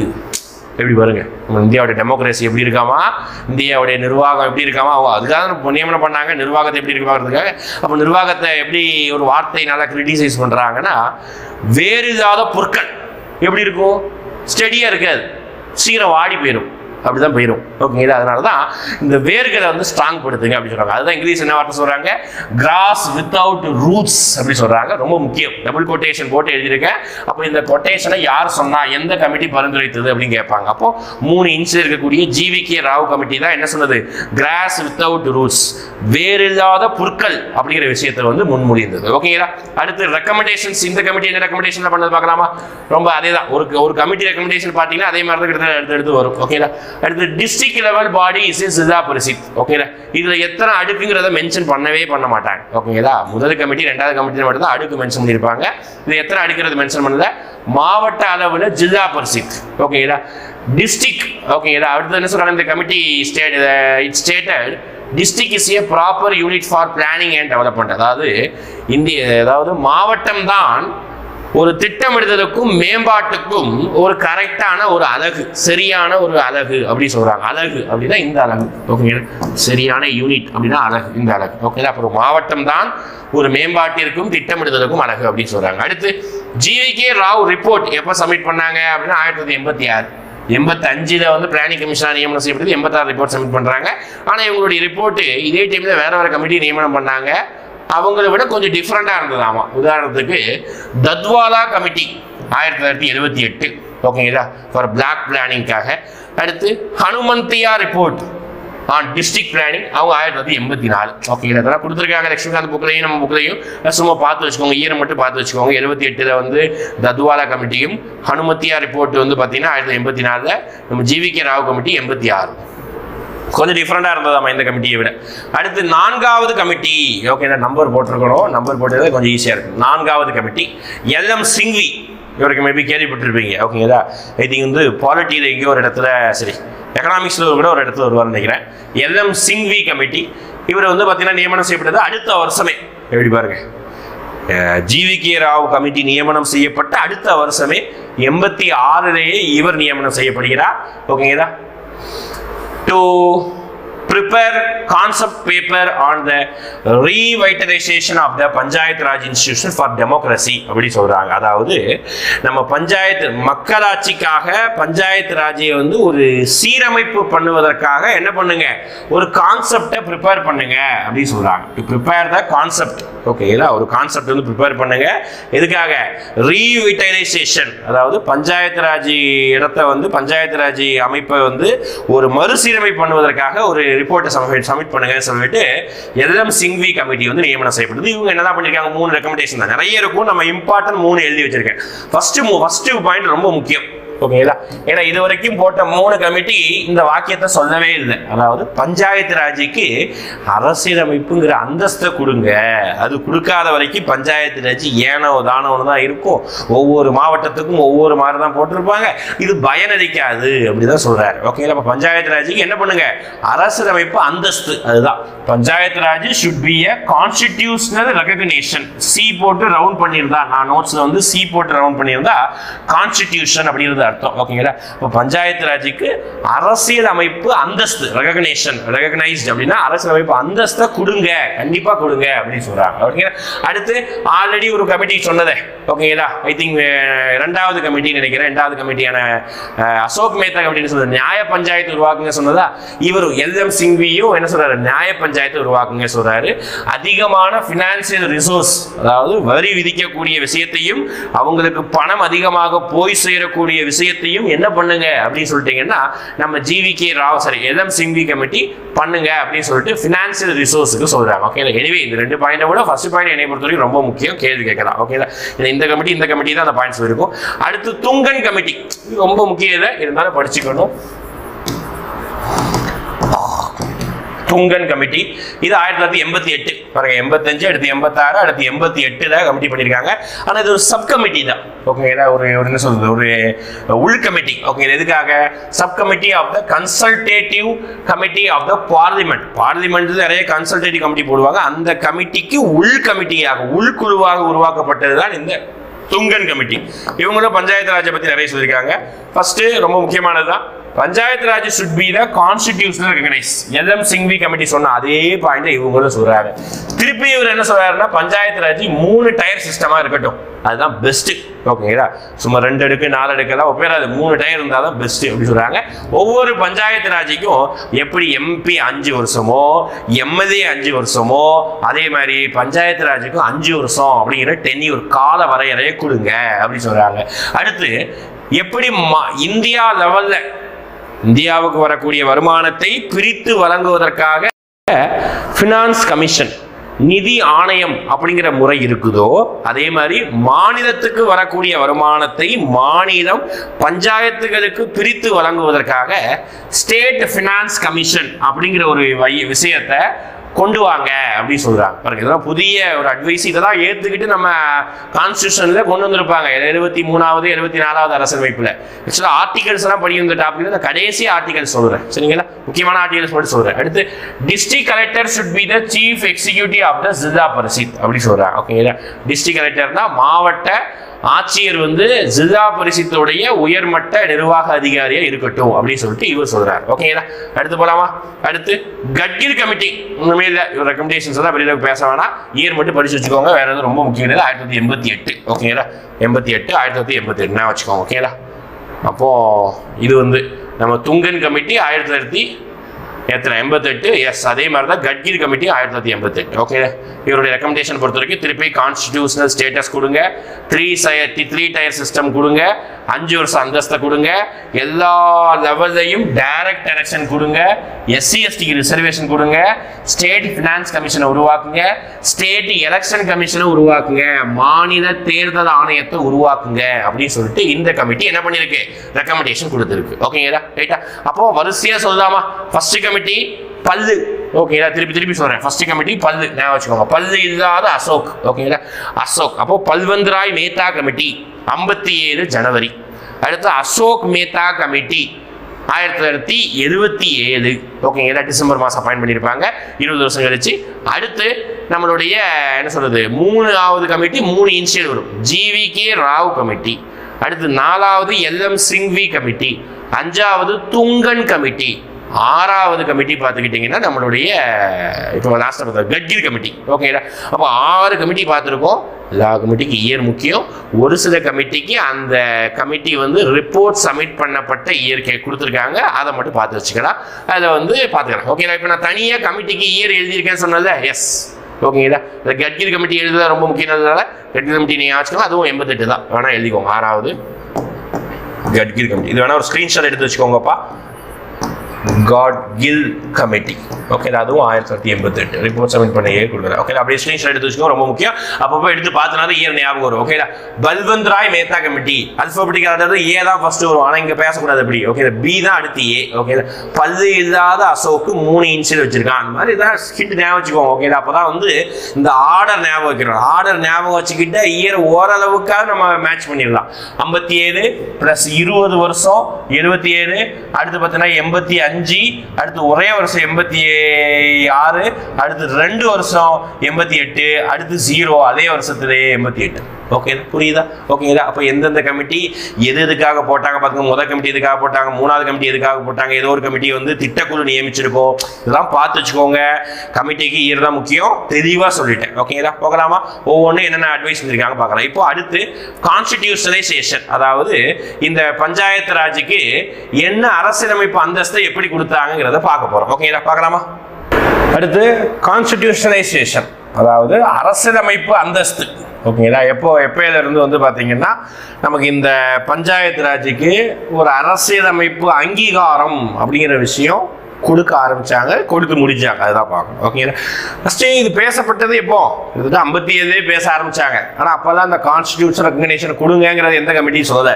அப்புறம் 2-3வது கமிட்டிக்கு மேலே தான் அப்படி பேச ஆரம்பிச்சாங்க. இப்போ ஃபர்ஸ்ட் டைமா ராஜீவ் காந்தி கவர்மெண்ட் தான் இதை இனிஷியேட் பண்றாங்க. ஃபர்ஸ்ட் டைம் இன் பார்லிமெண்ட் தான் ராஜீவ் காந்தி கவர்மெண்ட் இருக்கும்போது 64வது கான்ஸ்டிடியூஷனல் அமெண்ட்மெண்ட் பில்லு, ஓகேங்களா, அரசியலமைப்பு சட்ட திருத்த மசோதா கேப்னு எழுதுனா மசோதா, சரிங்களா. CAA எழுதுனீங்கன்னா அரசியலமைப்பு சட்ட திருத்தம், முடிஞ்சது. ஓகேங்களா, கேப். அப்போ ஜூலை 1989 ராஜீவ்காந்தி வந்து கொண்டு வராரு. ஓகேங்களா. இப்போ ராஜீவ்காந்திக்கு அந்த டைம்ல லோக்சபால நல்ல மெஜாரிட்டி இருந்தது, லோக்சபால பாஸ் ஆயிடுச்சு. ஆனா ராஜ்யசபால மெஜாரிட்டி இல்லை, அதனால ராஜ்யசபால ஃபெயில் ஆயிடுச்சு பஞ்சாயத்து ராஜ். இப்போ அப்படிதானே. ஓகே, ஆளுங்கட்சி கொண்டு வரக்கூடிய எந்த முன்னெடுப்பு அது நல்ல முன்னெடுப்பாக கூட இருக்கட்டுமே, அதை வந்து என்ன செய்வாங்க, எதிர்கட்சிகள் எதிர்ப்பாங்க. எதிர்கட்சிகள் எதிர்க்கக்கூடிய பலம் லோக்சபா இல்லைன்னா ராஜ்யசபால இருக்கும். ரெண்டுலையுமே இருந்ததுன்னா ரெண்டுலையுமே ஆளுங்கட்சி தூக்கி போட்டு சாப்பிட்டு எல்லாத்தையும் போயிடுவாங்க. டேரக்டா பிரசிடென்ட் போகும், பிரசிடென்ட் சொன்னதான் செய்ய போறாரு, சைன் பண்ண போறாரு. ஓகேங்களா. இந்த இடத்துல மெஜாரிட்டி இல்லை, அதான் குறை. ஓகேங்களா. ராஜ்யசபால வந்து மெஜாரிட்டி இருந்திருந்தா இந்நேரத்துக்கு நமக்கு 1989 வந்து நடைமுறைக்கு வந்திருக்கும், 4 வருஷம் முன்னாடி. அடுத்து VP சிங் கவர்மெண்ட் வந்து பதவியேற்றது. ராஜீவ்காந்தி இறந்து போயிட்டாரு, அதுக்கப்புறம் VP சிங் கவர்மெண்ட் வந்து பதவியேற்றது. அவங்களும் திருப்பி ஒரு கான்ஸ்டியூஷன் அமெண்ட்மெண்ட் பில் கொண்டு வந்தாங்க 1990, அடுத்த வருஷம் கொண்டு வந்தாங்க. அது லோக்சபால பாஸ் ஆயிட்டு அடுத்து ராஜ்யசபாவுக்கு போகணும். இருந்தா கூட மேபி பாஸ் ஆகிருக்கிற அந்த டைம் இருந்த ஓரளவுக்கு பலம் இருந்தது, டவுட் தான் இருந்தாலும். ஆனா லோக்சபால பாஸ் ஆகி சில நாட்கள்லேயே VP சிங் கவர்மெண்ட், நல்ல மனுஷன், அவருடைய கவர்மெண்ட் வந்து ஃபால் ஆயிடுச்சு. அப்படின்னா அந்த கவர்மெண்ட் அரசு கவிழ்ந்து விட்டது. எம்பிக்கள் தங்களுடைய என்ன சொல்றது பொறுப்பை வந்து திருப்பி எடுத்துக்கிட்டாங்க. சரிங்களா, ரைட். அடுத்து என்னப்பா எல்லாருமே இப்படி பண்றாங்க அப்படின்னு சொல்லிட்டு மூணாவதா ஒருத்தர் வந்தார். ஓகேங்களா. ஏகப்பட்ட சீர்திருத்தத்துக்கே உதாரணம்னா இவர் தான்ப்பா. எக்கனாமிக்ஸ்ல பெரிய சீர்திருத்தம், LPG, இங்க பாலிட்டியில மிகப்பெரிய சீர்திருத்தம். எனவே நரசிம்ம ராவ் கவர்மெண்ட் 2 அமெண்ட்மெண்ட் மசோதாவா சட்டமாவே மாறிடுச்சு. 73வது அரசியலமைப்பு சட்டத்திருத்தம் 1992, 74வது அரசியலமைப்பு சட்டத்திருத்தம் 1992, ரெண்டே டைம்ல பாஸ் பண்றாங்க. பாஸ் பண்ணி ஃபர்ஸ்ட் பாருங்க, லோக்சபா டேட் கூட கேட்கலாம். லோக்சபால 1992 டிசம்பர் 22 பாஸ் ஆகுது. ராஜ்யசபா எங்க அரசு கவுழ்ந்துருமோங்கிற பயம், மெஜாரிட்டி இருந்தது. ராஜ்யசபாலே அடுத்த நாள் விடாது. ஓகேங்களா, அடுத்த நாளே வந்து பாஸ் ஆயிடுச்சு. பிரசிடென்ட்டுக்கு போவதுக்கு ஒரு 3 மாசம் வெயிட் ஆனது. ஓகே, கொஞ்சம் பிரசிடென்ட் கிட்ட வந்து வெயிட் பண்ணது. 1993 ஏப்ரல் 20 பிரசிடென்ட் சைன் போடுறாரு. சைன் பண்ணி வெறும் 4 நாட்கள்ல ஃபர்ஸ்ட் 73வது சட்ட திருத்தம் அமலுக்கு வருது. திருப்பி ஒவ்வொரு பாயிண்ட்டுமே முக்கியம்பா. லோக்சபால எப்போ பாஸ் ஆனது, ராஜ்யசபால எப்போ பாஸ் ஆனது, பிரசிடென்ட் கிட்ட எப்போ கையெழுத்து வாங்கப்பட்டது, பிரசிடென்ட் கையெழுத்து வாங்கி 4வது நாள்ல இந்தியா முழுவதும், அதுலயும் பாத்துங்க சொன்னல பஞ்சாயத்து ராஜ் வந்து பாத்தீங்கன்னா மாநில பட்டியலில் இருக்குது. மாநில பட்டியலில் இருக்கிறதுனால 17 மாநிலங்கள் அதை ஏற்றுக்கொண்டது. ஓகேங்களா, 17 மாநிலங்கள் அதை ஏற்றுக்கொண்டது. 17 மாநிலங்களை ஏற்றுக்கொண்டதுனால 24 ஏப்ரல் 1993 பஞ்சாயத்து ராஜ்ங்கிற விஷயம் நடைமுறைக்கு வந்தது.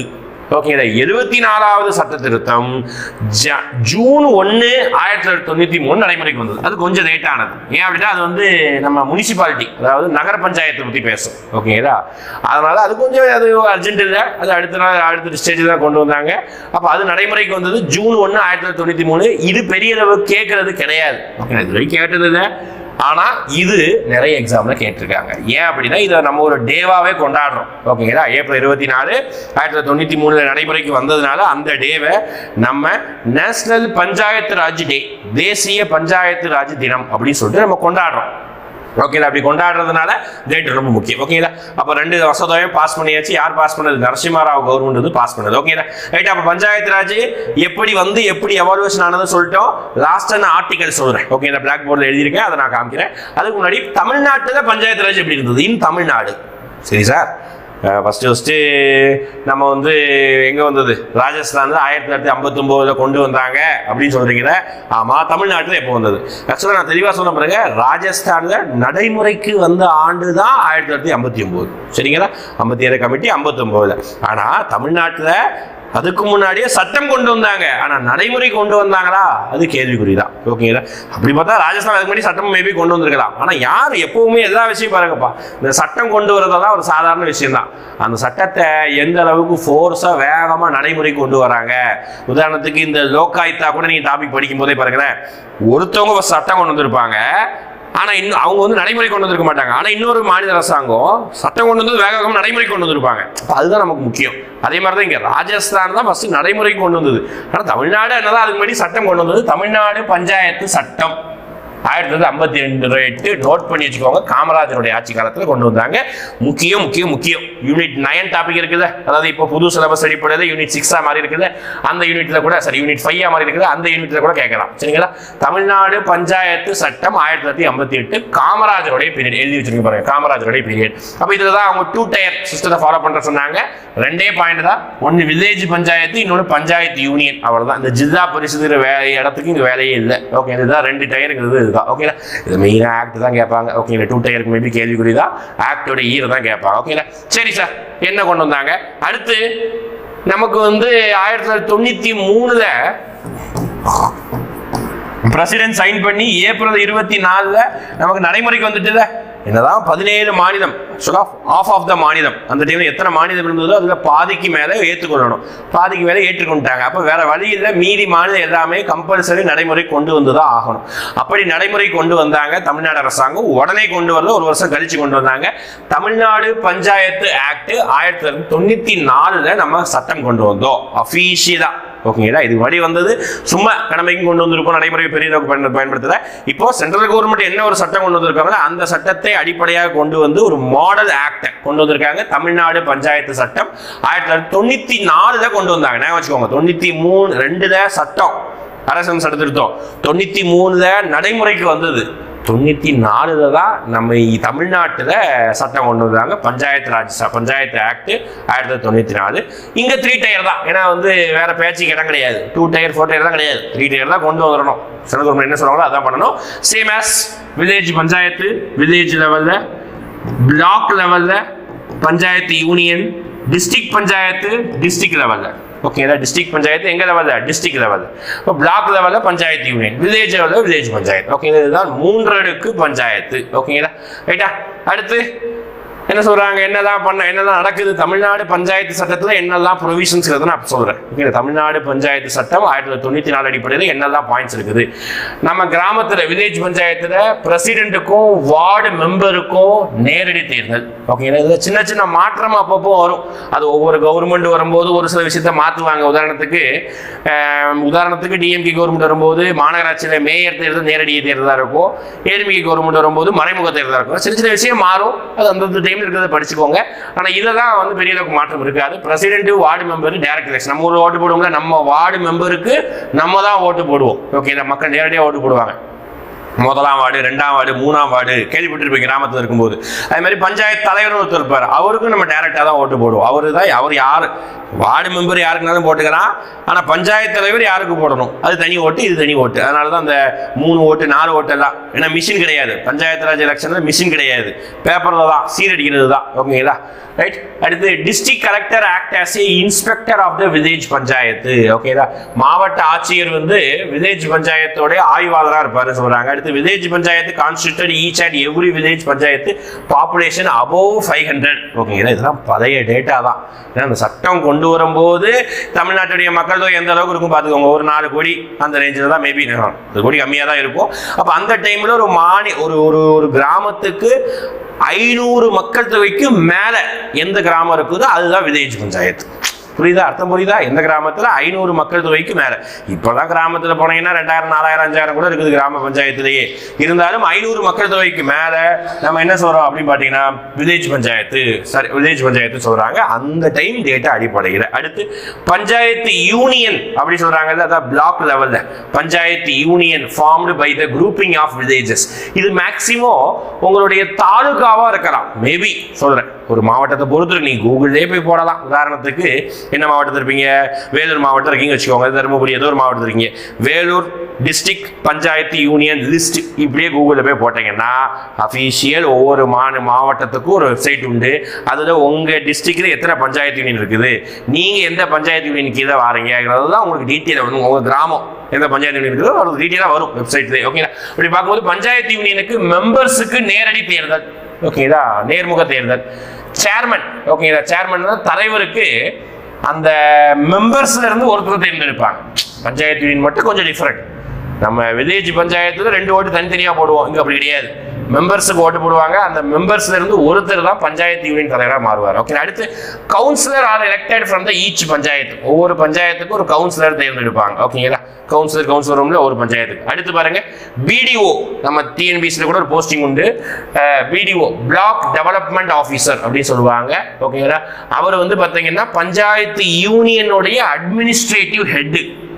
அதாவது பஞ்சாயத்து யூனியனுடைய நிர்வாக தலைவர் யாருங்க கேட்பாங்க, பிடிஓ. வச்சுக்கோங்க, பஞ்சாயத்து யூனியனுடைய நிர்வாக தலைவர் பிடிஓ, ஊரக மேம்பாட்டு அதிகாரி அப்படின்னு சொல்லுவாங்க. ஓகேங்களா, இது ஒரு பிளாக் டெவலப்மெண்ட் ஆஃபீஸர். ஓகேங்களா, அடுத்து பாருங்க விழுப்புரம், இது புக் டேட்டாப்பா, நோட் பண்ணி வச்சுக்கோங்க, புக் டேட்டா கேள்வி கேட்கலாம். விழுப்புரம் மாவட்டம், தமிழ்நாட்டில் பேசுறேன், இன் தமிழ்நாடு ஒன்லி. ஓகேங்களா, தமிழ்நாட்டுக்குள்ள விழுப்புரம் தான் அதிகமான பஞ்சாயத்து யூனியனை கொண்டுள்ளது. 22 பஞ்சாயத்து யூனியன், ரொம்ப அதிகம்ப்பா. ஓகேங்களா, ரொம்பவே அதிகம். உதாரணம் சில டிஸ்ட்ரிக்ட், உங்க டிஸ்ட்ரிக்ட்லாம் எடுத்து பாருங்களேன், மேபி 7, 8, 10, 12, ஒரு சில எக்ஸ்ட்ரீம், ஒரு சில இடத்துல 18 பெரிய பெரிய மாவட்டமா இருக்கும். கோயம்புத்தூர் அந்த மாதிரி தான் இருந்தால் பெரிய மாவட்டமா இருந்தால் இருக்கலாம் மேபி. ஆனா இந்த மாதிரி விழுப்புரம் மாவட்டம் தான் இருக்கிற ஹையஸ்ட், 22 பஞ்சாயத்து யூனியன் இருக்குது. இருக்கிறதே லோயஸ்ட் நீலகிரி பெரம்பலூர் போனீங்கன்னா 4 பஞ்சாயத்து யூனியன் தான் மாவட்டம். அந்த டைமில் உருவாக்கப்படும் போது மக்களுடைய சைஸ் இதெல்லாம் வச்சுதான் நம்ம இப்போ இருக்க டேட்டாவோட அப்போ பேச முடியாது. ஓகேங்களா, என்னதான் அது ரீமாடிஃபிகேஷன் தான் பெரிய அளவுக்கு பண்ணலை. அப்போ என்ன இருந்தது, ஏன்னா அதை பண்ண ஏகப்பட்ட குளறுபடி அது இதுன்னு வரும். அதான் அப்போ என்ன இருந்தோ அதையே அப்படியே ஃபாலோ ஆகிட்டே இருக்குது. விழுப்புரம் தான் ஹையஸ்டே. இப்போ கூட விழுப்புரத்தை கூட நம்ம 2ஆ பிரிச்சிட்டோம், விழுப்புரம் கள்ளக்குறிச்சி பிரிச்சிட்டோம். ஓகேங்களா, ஆனால் இதெல்லாம் நடைமுறைக்கு வந்துருப்பாங்கிறது நமக்கு இப்போ அஃபிஷியலாக முடித்து பார்க்கல. ஆனால் புக் டேட்டா என்ன இருக்கோ அதை ஃபாலோ பண்ணிக்கோங்க. ஓகேங்களா, ஹையஸ்ட் லோயஸ்ட் மாறாதுன்னு வச்சுக்கோங்களேன். ஓகேங்களா, அடுத்து district panchayat for every 50,000 people. அதாவது மாவட்ட பஞ்சாயத்துங்கிறது 50,000 மக்கள் தொகைக்கு ஒருவர். ஓகேங்களா, ஒரு மாவட்ட பஞ்சாயத்து. அடுத்து பாருங்க, அதே மாதிரி எப்படி நம்ம பஞ்சாயத்துல பார்த்தோமோ, பஞ்சாயத்து யூனியன், மாவட்ட பஞ்சாயத்து தான் பார்த்தோமோ, அதே மாதிரி தமிழ்நாடு அர்பன். ஓகேங்களா, அதாவது நகர்ப்புற அரசாங்கம், நகர்ப்புற உள்ளாட்சி அரசாங்கத்தை பற்றி பார்க்க போறோம். ஆக்சுவலா முனிசிபாலிட்டி பார்க்கல, அது பார்த்துட்டு தான் இங்க வரணும். இருந்தாலும் இது ஒரு சீக்வன்ஸா இதை பார்த்துருவோம். எப்பவும் போல நகரத்திலையும் 3 அடுக்கு பஞ்சாயத்து தான். நகர் பஞ்சாயத்து, நம்ம ஊர்ல டவுன் பஞ்சாயத்து சொல்லுவோம், எல்லாரும் கேள்விப்பட்டிருப்பீங்க. அடுத்து முனிசிபல் கவுன்சில், நகராட்சி அப்படின்னு சொல்றோம். ஓகேங்களா, நகராட்சி. அடுத்து 3வது முனிசிபல் கார்பரேஷன், மாநகராட்சி. அர்த்தம் புரியுதா? ஃபர்ஸ்ட் டவுன் பஞ்சாயத்து, அடுத்து நகராட்சி, அடுத்து மாநகராட்சி. ஓகே, அடுத்து area more than 10,000 people is called as town panchayat. அது நான் வச்சுக்கோங்க. ஓகேடா, ஒரு கிராமம்னா 500 மக்கள் தொகை இருந்தா அது வந்து ஒரு கிராமம் அப்படி சொல்லியிருக்காங்க. 50,000 மக்கள் தொகைக்கு மேல இருந்தா அது வந்து மாவட்ட பஞ்சாயத்துன்னு சொல்றாங்க. 10,000 மக்கள் தொகைக்கு மேல இருந்தா அதுக்கு பேரு டவுன் பஞ்சாயத்து. ஓகே, அந்த ஏரியாவை தான் டவுன் பஞ்சாயத்து சொல்றாங்க. இந்த டவுன் பஞ்சாயத்துங்கிற கான்செப்டை இந்தியாவிலேயே தமிழ்நாடு தான் முதல் முறையாக அறிமுகப்படுத்தியதுப்பா. திருப்பியும் சொல்றேன். Okay, Tamil Nadu is the first state introduce the down panchayat in India. திருப்பி சொல்றது முக்கியமானது. இந்த மாதிரி இந்த முதல்ங்கிற விஷயத்துல ஏதாவது தமிழ்நாடு இருந்திருந்தா அதை பார்த்து வச்சுக்கோ. ஓகேங்களா, அடுத்து பாருங்க, பஞ்சாயத்துல இருக்கட்டும், அதுக்கப்புறம் இந்த 3 அடுக்குலையும் இருக்கட்டும், மெம்பர்ஸ், அப்புறம் வந்து பாத்தீங்கன்னா பிரசிடென்ட், எல்லாமே டைரக்ட் எலெக்ஷன் தான் அப்படின்னு சொல்றாங்க. Okay, direct. அடுத்து முனிசிபாலிட்டி அப்படின்னு நகராட்சி. நகராட்சிங்கிறது அந்த டைம்ல 1,00,000 மக்கள் தொகைக்கு மேல இருந்தா அந்த பகுதி நகராட்சி என்று அறிவிக்கப்பட்டது. அடுத்து இந்தியா லெவல்ல, தமிழ்நாடு லெவல்ல பார்க்கும்போது தமிழ்நாடுல வாலாஜாபேட். ஓகேங்களா, வாலாஜாபேட்டை தான் பார்த்தீங்கன்னா வேலூர் மாவட்டத்தில் இருக்குது. இப்போ ராணிப்பேட்டை புது பிரிவில் ராணிப்பேட்டை மாவட்டத்தில் கூடிய வாலாஜாபேட்டை தான் தமிழ்நாட்டின் முதல் நகராட்சி அப்படி சொல்றாங்க. ஓகேங்களா, அதே மாதிரி இந்தியாவின் முதல் மாநகராட்சி சென்னை. ஓகேங்களா, அது எல்லாருக்குமே தெரிஞ்ச மோஸ்ட் ஃப்ரீக்வென்ட்லி கொஸ்டின் தான். 8th புக்கில் பாக்ஸ் கொடுத்துருப்பாங்க. இந்தியாவிலேயே முதல் மாநகராட்சினா சென்னை தான். ஓகேங்களா, மெட்ராஸ் அப்படிதான் சொல்றாங்க. ஓகேங்களா, அடுத்து இப்போ கார்பரேஷன்னா பிக் சிட்டிஸ் அப்படி சொல்லுவாங்க. பெரிய பெரிய மாநகராட்சினா பெரிய நகரமா இருக்குதோ அதை தான் ஒரு மாநிலத்தில் மாநகராட்சின்னு சொல்லுவாங்க. ஓகே, ஒரு காலத்துல தான் 15, 12 மாநகராட்சி தான் இருந்தது. இப்போ அப்படியே இன்க்ரீஸ் பண்ணி 25 கிட்டேயோ கடைசி கூட இன்க்ரீஸ் பண்ணாங்க. நியர்லி 25 கிட்ட வந்துடுச்சு. ஓகேங்களா, ரைட். அடுத்து பாருங்க, ஆல் லோக்கல் பாடிஸ். ஓகேங்களா, இது நம்ம சொன்ன எல்லா லோக்கல் பாடிஸும், கிராம பஞ்சாயத்தா இருக்கட்டும், பஞ்சாயத்து யூனியனா இருக்கட்டும், நகராட்சி, மாநகராட்சி, டவுன் பஞ்சாயத்து எல்லாமா இருக்கட்டும், எல்லாத்திலையும் பெண்களுக்கு 33% இடஒதுக்கீடு. திருப்பியும் சொல்றேன், மஸ்ட். ஓகேங்களா, கம்பல்சரி பெண்களுக்கு 33% இடஒதுக்கீடு உள்ளாட்சி அரசாங்கத்தில் உண்டு. இது சட்டத்திலே மென்ஷன் பண்ணிட்டாங்க. ஆனா எம்எல்ஏல கிடையாது, எம்பி தேர்தலில் கிடையாது. திருப்பியும் சொல்றேன். ஓகே, அதை கொண்டு வர எவ்வளோ ட்ரை பண்றாங்க, நான் கொண்டு வரல. ஆனால் உள்ளாட்சி அரசாங்கத்தில் பெண்களுக்கு இடஒதுக்கீடு உண்டு. எதுல? இந்தியா லெவல் சட்டத்தின் அடிப்படையில் 33. ஆனா தமிழ்நாட்டில் எவ்வளவு? அடுத்த பாயிண்ட் பார்க்கலாம். ஓகேங்களா? இப்படிதான் வந்து ரொம்ப வருஷம் 1994 இருந்து இப்படி நடைமுறைக்கு வந்திருந்தது. ஆனா 2011 எலெக்ஷன் நடந்தது. தமிழ்நாட்டில் எலெக்ஷன், வில்லேஜ் பஞ்சாயத்து எலெக்ஷன் நடந்தது. அதுல கிட்டத்தட்ட 38% பெண்கள் நின்று ஜெயிச்சிருக்காங்கப்பா.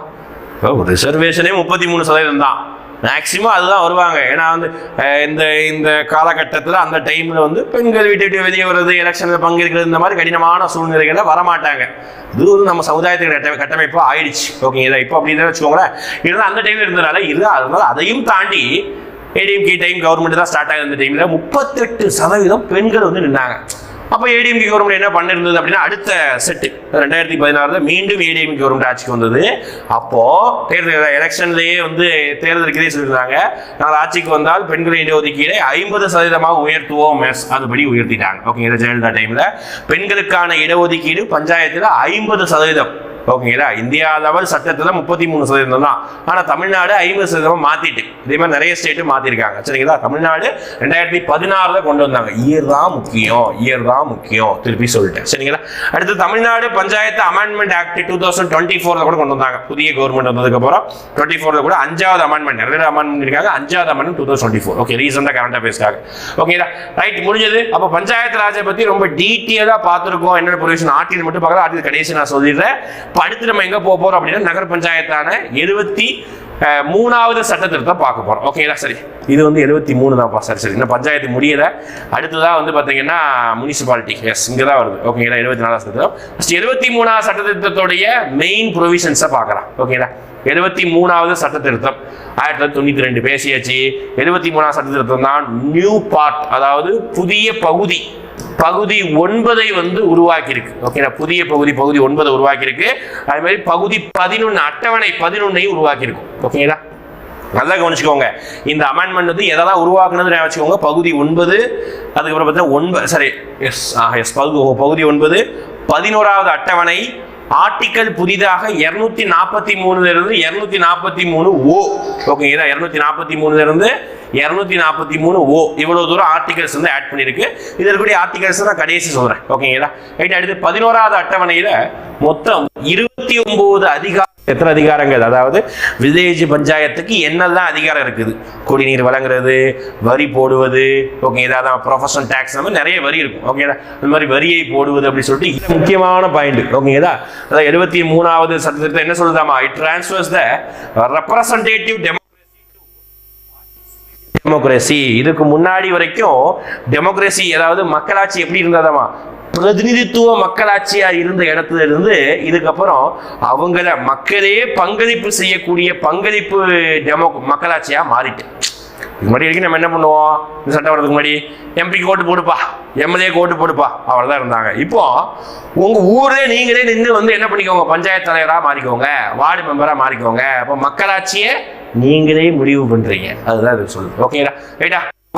அடுத்து சேலரி அண்ட் ஃபியூச்சர்ஸ். ஓகேங்களா? முக்கியமான கூறுகள் சட்டத்தில் என்னதான் சொல்ல வருது? ஃபர்ஸ்ட், கிராம சபா பஞ்சாயத்து தலைவரின் கீழ் வருடத்தில் சில நாட்கள்ல ஒரு மீட்டிங் போடணும். அந்த மீட்டிங்கில் முக்கியமான முடிவுகள் எடுக்கப்படும். என்ன முக்கியமான முடிவுகள் அப்படின்னா, அந்த ஊருக்கு என்ன தேவை, என்ன விஷயம் பண்ணணும். எப்போ இங்கே ரோடு போடுறதோ ரோடை போடுங்க. அந்த நம்ம பேர் என்ன, நம்மளுடைய சுடுகாடு வந்து சரியே இல்லை, அதுக்கு ரோடு சரியில்லை, ஒரு லைட்டு வசதி இல்லை, அதை பண்ணுங்க. அப்புறம் தண்ணி வசதி இல்லை, தண்ணி டேங்க் கட்டுங்க. இந்த மாதிரி கிராமத்துக்கு என்ன தேவையோ, அந்த கிராமத்துக்கு என்ன முன்னெடுப்பு எடுக்கணுமோ அதை பஞ்சாயத்து அடிப்படையில் அந்த ஒரு 4 நாள் கூட்டம் நடைபெறும். ஓகேங்களா? அப்போ இந்தியா முழுவதும் ஜென்ரலாக 4 நாள் தான் அந்த கூட்டம் நடைபெறும். நம்ம தமிழ்நாடு கவர்மெண்ட் ரீசெண்டா 2 நாள் எக்ஸ்ட்ரா ஆட் பண்ணியிருக்காங்க. இப்போ தமிழ்நாடுல மொத்தம் 6 நாட்கள் நடைபெறும். ஓகேங்களா? ஃபர்ஸ்ட் எந்த நாள் தான் சொல்லிடுவா? இந்தியா லெவலில் பார்க்கும்போது ரொம்ப காமனான டேஸ், ஈஸி ஞாபகம் வச்சுக்கிறேன். ஜனவரி 26 ஈஸி. ஓகேங்களா? குடியரசு தின அன்னைக்கு ஒரு மீட்டிங். ஓகேங்களா? அப்படியே வந்து நான் இந்தியா லெவலில் ஃபர்ஸ்ட் சொல்லிடுறேன், அதுக்கப்புறம் தமிழ்நாடு பேசலாம். First 4 meeting. ஓகே, ஜனவரி 26. அடுத்து மே 1 உழைப்பாளர் தினத்துக்கு ஒரு மீட்டிங். அடுத்து ஆகஸ்ட் 15 நம்ம முட்டாய் சாப்பிட்டுருப்போம், விடுதலை தினத்தை அன்னைக்கு ஒரு மீட்டிங். அடுத்து பார்த்தீங்கன்னா காந்தியின் பிறந்த நாள், காந்தி கிராம பஞ்சாயத்து பற்றி பேசியிருக்காருல்ல, அப்போ காந்தியின் பிறந்த நாள், அதுக்கு ஒரு மீட்டிங் அக்டோபர் 2. இந்த 4 நாள் மீட்டிங் இந்தியாவில் நடைபெறும். நம்ம தமிழ்நாடு கவர்மெண்ட் ஒரு 2 வருஷத்துக்கு முன்னாடி புதிதாக 2 டேட்டை ஆட் பண்ணியிருக்காங்க. ஒன்று, உலக நீர் தினம் அன்னைக்கு மார்ச் 21 எழுதியிருக்கேன் அன்னைக்கு. அடுத்து தமிழ்நாடு லெவலில் ஒரு டே கொண்டாடுறாங்க, லோக்கல் கவர்னன்ஸ் டே. உள்ளாட்சி அரசாங்கம் தினம். ஓகேங்களா, அத ஒரு டேட், அது என்னைக்குன்னா நவம்பர் 1. ஓகேங்களா, இந்த ரெண்டு டேட் மட்டும் புதுசா ஆட் பண்ணது. திருப்பி சொல்றேன், இந்த 2 டேட் மட்டும் என்னது புதுசா ஆட் பண்ணது. ஓகேங்களா, மார்ச் 21, நவம்பர் 1. மீதி தான் நம்ம உழைப்பாளர் தினம், காந்தி பிறந்தநாள், குடியரசு சுதந்திர தினம், அது 4 காமன். இது 2 முக்கியமா ஞாபகம். இது உலக நீர் தினம் அன்னைக்கு ஒரு மீட்டிங்கு இப்போ ரீசெண்டா போயிருக்கும். நவம்பர் 1 வந்து ஏடிஎம்கே கவர்மெண்ட் ஆட்சிக்கு வந்து அது தமிழ்நாடு தினம். இப்போ டிஎம்கே கவர்மெண்ட் ஆட்சியில் இருக்கிறதுனால அது தமிழ்நாடு தினமா கொண்டாடக்கூடாது, அது உள்ளாட்சி அரசாங்க தினம் சொல்றாங்க. ஓகேங்களா, எனிவே அடுத்து 3 டயர் சிஸ்டம் தான். ஓகேங்களா, இது வந்து பாத்தீங்கன்னா எங்கேயுமே வந்து பாத்தீங்கன்னா இது மாற்றக்கூடாது, எல்லா ஸ்டேட்டுக்கு கொண்டு வந்து 3 டயர் சிஸ்டம் தான். ஒரு சில ஸ்டேட்டுக்கு விதிவிலக்கு இருக்குது, அது என்ன சொல்றேன். ஓகேங்களா, அடுத்து இந்த இடத்துல state not exciting 20 lakhs people not intermediate. அதாவது அந்த பிளாக் பஞ்சாயத்து ஒரு லெவல் இருந்தது, பஞ்சாயத்து யூனியன், அதை யார் கொண்டு வர வேணாம் அப்படின்னா ஒரு சில மாநிலத்தில் மொத்த மக்கள் தொகையே அந்த டைம்ல 20 லட்சம் தான் இருக்கும். அப்படின்னா மாநிலம் இருக்குமா? இருந்ததுப்பா சிக்கிம், யோசிச்சு. ஓகே, அந்த சைடு இருந்த நாகாலாந்து மாநிலத்தில் ரொம்ப கம்மியாக பாப்புலேஷன். ஓகே, அப்போ 20 லட்சத்துக்கும் கம்மியாக இருந்த 20 லட்சம் மேலே தாண்டலைன்னா அந்த மாநிலம் பஞ்சாயத்து யூனியன்கிற விஷயத்தை நடைமுறைப்படுத்த வேணாம், எக்ஸப்ஷன் சொல்லியிருக்காங்க. அடுத்து எலெக்ஷன், கம்பல்சரி எலெக்ஷன் நடத்தணும். 3 லெவலையும் டேரக்ட் எலெக்ஷன் நடத்தணும் சொல்லியிருக்காங்க, எலெக்ஷன் கமிஷன் உருவாக்கணும். அடுத்து ரிசர்வேஷன் கம்பல்சரி இருக்குது, எஸ்சி எஸ்டி உமன் 3 பேருக்கும் என்ன இருக்குது, ரிசர்வேஷன் கொடுத்துருக்காங்க. அடுத்து ஸ்டேட் எலெக்ஷன் கமிஷனை உருவாக்கணும் அப்படின்னு சொல்றாங்க. ஏன்னா இந்த உள்ளாட்சி தேர்தலை வந்து நடத்துறது மாநில தேர்தல் ஆணையம் தான். ஓகே, மத்திய தேர்தல் ஆணையம் கிடையாது, மாநில தேர்தல் ஆணையம் தான் நடத்தணும். State election commission appointed by the governor, condition of service, tenure of office determined by the governor தான். ஓகேங்களா, அப்போ அந்த மாநில தேர்தல் ஆணையர் யார் நியமிப்பானா, கவர்னர் தான் நியமிப்பார். ஓகேங்களா, ரிமூவல், அந்த மாநில தேர்தல் ஆணையம் ஏதாவது தப்பு புரியும் போது அதை யார் ரிமூவ் பண்ணுவாங்க, பதவி நீக்கம் யார் பண்ணுவாங்கன்னா, எப்படி ஹைகோர்ட் ஜட்ஜை ரிமூவ் பண்ணுவாங்களோ அதே மாதிரி தான் ரிமூவ் பண்ணணும். அதாவது நம்ம அந்த பிரசிடென்ட் மூலமா இனிஷியேட் பண்ணுவாங்க. ஓகே, பெரிய ப்ராசஸ் அப்புறம் பார்க்கலாம். ஓகே, அது அந்த டாபிக்ல பார்க்கலாம். ஓகே, இப்போ removed by high court judge as manner. Okay, அதே மாதிரி. ஓகேங்களா, அப்போ யார் அப்பாயின்ட் பண்றாங்க மட்டும் பார்த்துக்கோங்க, ரொம்ப முக்கியம். கவர்னர் அப்பாயின்ட் பண்றாரு. ஓகேங்களா, அடுத்து அதே மாதிரி ஸ்டேட் ஃபினான்ஸ் கமிஷனை உருவாக்கணும், அதுவும் கவர்னர் தான் 5 வருஷம் டென்யூருக்கு உருவாக்கணும். Application of union territory president my direct. ஏன்னா இந்தியாவில் இருக்கக்கூடிய எல்லா மாநிலத்துக்கும் இது பொருந்தாத, ஒரு சில மாநிலத்துக்கு விதிவிலக்கு. யூனியன் பிரதேசங்களுக்கு பொருந்துமா இல்லையானா அது வந்து பிரசிடென்ட் வந்து முடிவு பண்ணுவார். ஓகேங்களா, அடுத்து bar on interference of the court of election matters. அதாவது இந்த எலெக்ஷன்ல ஏகப்பட்ட அது இது நடக்கும், அந்த கேஸ், அந்த எலெக்ஷன் நடக்கக்கூடிய கேஸுக்கு தான் நீதிமன்றங்கள் தலையிடக்கூடாது அப்படின்னு சொல்றாங்க. ஓகேங்களா, அடுத்து லாஸ்டா நான் சொன்னேன், அதாவது ஒரு சில மாநிலங்களுக்கு இந்த பஞ்சாயத்து ராஜ் சட்டம் விதிவிலக்கு. அந்த விதிவிலக்குங்கிற விஷயத்தை நம்ம இங்க பார்க்கிறோம். ஓகேங்களா, அந்த விதிவிலக்குக்கு 1993 92 விதிவிலக்கு சொல்லியிருப்பாங்க. ஒரு குறிப்பிட்ட மாநிலம், அதாவது ஷெட்யூல்டு ஏரியா சொல்லிட்டு இருக்கக்கூடிய மாநிலங்களுக்கு. ஓகேங்களா, அது வந்து பார்த்தீங்கன்னா அவங்களுக்கும் இந்த விஷயத்தை கொண்டு வரலாம் அப்படின்னு சொல்லிட்டு பெசா ஆக்ட் அப்படின்னு சொல்லிட்டு கொண்டு வந்தாங்க. Provision for extension of the service அப்படின்னு சொல்லிட்டு கொண்டு வந்திருக்காங்க. அதுதான் பார்த்துக்கிட்டீங்கன்னா provision for extension of scheduled areas. அட்டைவணையில் குறிப்பிடப்பட்ட மாநிலங்களுக்கு இந்த உள்ளாட்சி விஷயத்தை மேம்படுத்துவது. அதுதான் 1996 கொண்டு வந்திருக்காங்க சட்டம், ரொம்ப முக்கியமானது. இது வந்து புகாரி கமிஷன் அடிப்படையில் கொண்டு வரப்பட்டது. It extended applicable to the 5th scheduled areas. நீங்க படிச்சிருப்பீங்க அட்டவணையில 5வது அட்டவணை, 6வது அட்டவணை இருக்குது. இப்போதைக்கு 5வது அட்டவணையில 10 மாநிலங்கள் இருக்கும். அந்த 10 மாநிலங்களுக்கு உடனே நடைமுறை வருது, பின் நாட்களில் நடைமுறைக்கு வந்தது. அதுதான் பெசா ஆக்ட். இது ஆக்ட் இயர் மட்டும் படிச்சுக்கோங்க போதும். ஓகேங்களா, பெசா ஃபுல் ஃபார்ம் பார்த்துக்கோங்க. அடுத்து நகர் பஞ்சாயத்துல முனிசிபாலிட்டி. ஓகேங்களா, நகர் பஞ்சாயத்துல என்னது, முனிசிபாலிட்டி பார்க்கறோம். ஓகேங்களா, இப்போ முனிசிபாலிட்டி சொல்லும்போது அப்படியே எப்படி நம்ம வில்லேஜ் பஞ்சாயத்து பார்த்தோமோ அதே மாதிரியே முனிசிபாலிட்டி, அதாவது அர்பன் லோக்கல் செல்ஃப் கவர்மெண்ட். ஓகேங்களா, அர்பன் லோக்கல் கவர்மெண்ட். நகர பஞ்சாயத்து சொல்றோம், அத உள்ளாட்சி. ஓகேங்களா, அது கிராம பஞ்சாயத்து, இது அர்பன்ல லோக்கல் செல்ஃப் கவர்மெண்ட். அதுக்கு 73வது சட்ட திருத்தம், இதுக்கு 74வது சட்ட திருத்தம் 1992. ஓகேங்களா, அந்த நம்பர் மட்டும் மாறுது. அடுத்து டீல்டு பை த 3 மினிஸ்டர்ஸ். ஓகேங்களா, இந்த அர்பன் பஞ்சாயத்தை வந்து யார் டீல் பண்றாங்கன்னா ஒரு 3 மினிஸ்ட்ரி டீல் பண்ணுது. மினிஸ்ட்ரி ஆஃப் அர்பன் டெவலப்மெண்ட் அப்படின்னு சொல்லிட்டு மினிஸ்ட்ரி உருவாக்கி இருந்தாங்க 1985. அடுத்து மினிஸ்ட்ரி ஆஃப் டிஃபென்ஸ், அது கண்டோன்மெண்ட் போர்டை மட்டும் டீல் பண்ணும். அடுத்து ministry of home affairs for union டெரிட்டரியை மட்டும் டீல் பண்ணும். ஓகேங்களா, மொத்தமாக இந்த 3 மினிஸ்ட்ரி சும்மா ஐட்டம் ஞாபகம், ரொம்ப முக்கியம் கிடையாது இந்த பாயிண்ட் எல்லாம். எது ரொம்ப முக்கியமான அதை நான் சொல்றேன், அழுத்தி ரொம்ப முக்கியம். அடுத்த 2 பாயிண்ட் பாருங்க, இந்த பாயிண்ட் ரொம்ப முக்கியம். இந்தியாவின் முதல் மாநகராட்சி, அதுதான் மெட்ராஸ் 1687-88 யோசிச்சு பாருங்க. 300 வருஷத்துக்கு முன்னாடியே இந்தியாவில் உள்ளாட்சி அரசாங்கத்தை கொண்டு வருவதற்கான ஐடியா பிரிட்டிஷ் அரசாங்கமே விதை போட்டிருக்கு. ஓகேங்களா? 1887-88 ஃபர்ஸ்ட் முனிசிபல் கார்பரேஷன் இன் மெட்ராஸ். அடுத்து 1726 பம்பாயிலையும் கல்கட்டாவிலையும் ஒரு கார்பரேஷனை கொண்டு வந்தாங்க. ஓகே, அடுத்த கார்பரேஷன் பம்பாய் கார்பரேஷன். இப்போ இந்தியாவில் இருக்கிறது இதுதான் கார்பரேஷன் தான். ஓகே, மாநகராட்சி தான். இந்தியாவின் முதல் மாநகராட்சினா மெட்ராஸ், மறக்கவே கூடாது, ரொம்ப முக்கியம். வருஷம் கேட்கலாம், 1887-88 மெயினா 88 தான் ஞாபகம் வச்சுக்கோங்க. ஓகேங்களா? அடுத்து 1870.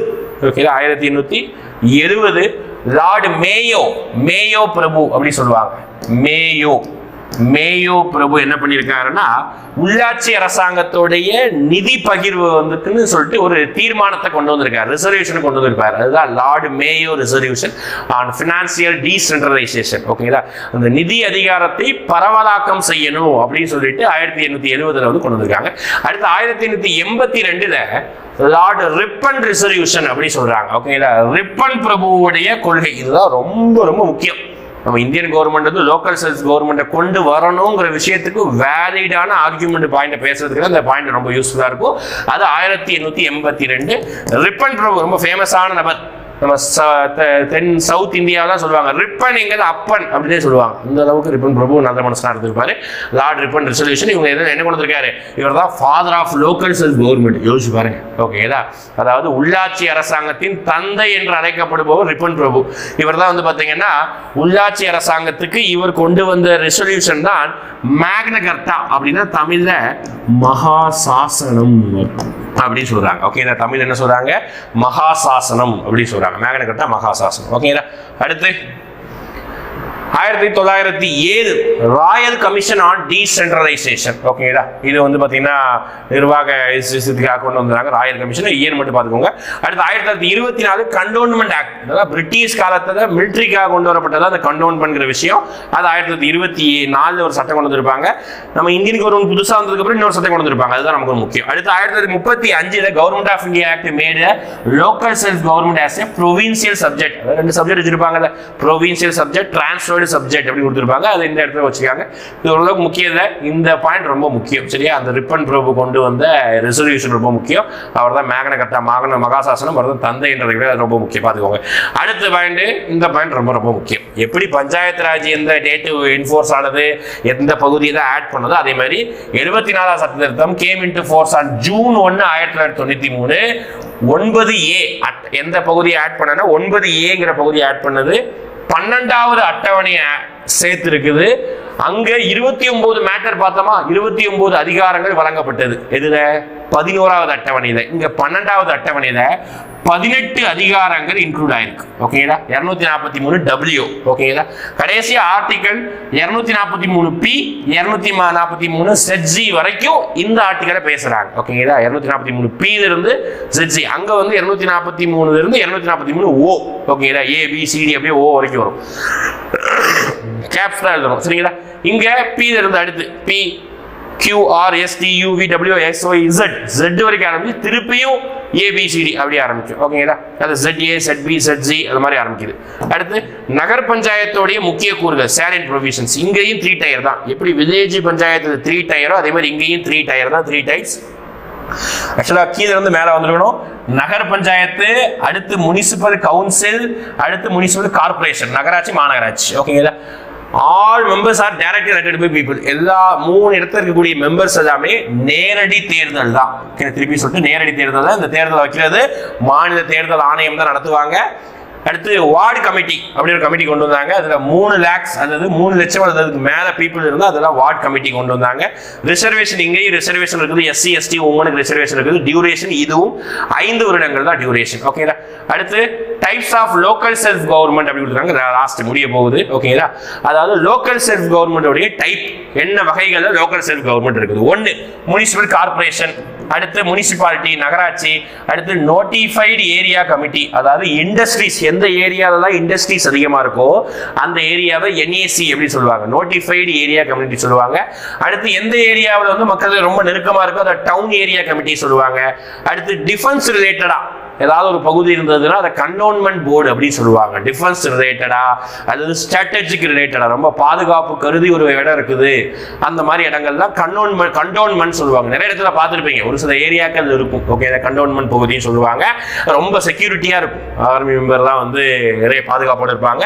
அதுக்காக கண்டோன்மெண்ட் ஆக்ட் கொண்டு வந்தாங்க பாருங்க. ஆல்ரெடி ஒரு ஆக்ட் பார்த்தோம், அது ரொம்ப முக்கியம் பார்த்துக்கணும். இந்த ஆக்ட் ரொம்ப முக்கியம். கண்டோன்மெண்ட் ஆக்ட் வந்து 2006. ஆக்சுவலா மொத்தமா இந்தியா லெவலில் 62 கண்டோன்மெண்ட் இருக்கு. 4 கேட்டகரி சொல்லுவாங்க. கேட்டகரி 1, 2, 3, 4 சொல்லுவாங்க. இது டிஃபென்ஸ் கண்ட்ரோல்ல இருக்கு, நான் சொல்லிட்டேன். ஓகே, இந்த மினிஸ்ட்ரி ஆஃப் டிஃபென்ஸ் கண்ட்ரோல்ல இருக்கும். சரிங்களா? மொத்தம் 62 நம்பர் முக்கியம், நான் வச்சுக்கோங்க. அடுத்து டவுன்ஷிப், அடுத்து போர்ட் ட்ரஸ்ட், துறைமுகம் இருக்கக்கூடிய ஏரியாவில். அடுத்து சோசியல் பர்பஸ் ஏஜென்சி அப்படி சொல்லிருக்காங்க. இந்த மூணாவது நோட்டிஃபைட் ஏரியா கமிட்டி, 4வது டவுன் ஏரியா கமிட்டியும் நாமினேட்டட் மெம்பர்ஸ் இருப்பாங்க கொஞ்சம். ஓகேங்களா? ரைட்டா? அதே மாதிரி அந்த நான் சொன்னல ஷெட்யூல்டு ஏரியாஸ்ல இருக்கக்கூடிய 10 மாநிலங்கள் இந்த மாதிரி விஷயங்களை செய்வதற்கு கொஞ்சம் விதிவிலக்கு எடுத்திருக்காங்க. அங்க பஞ்சாயத்து மட்டும்தான் இருக்கும், நகர பஞ்சாயத்து பெரிய அளவுக்கு இருக்காது. ஓகேங்களா? முடிஞ்சதா? எஸ்.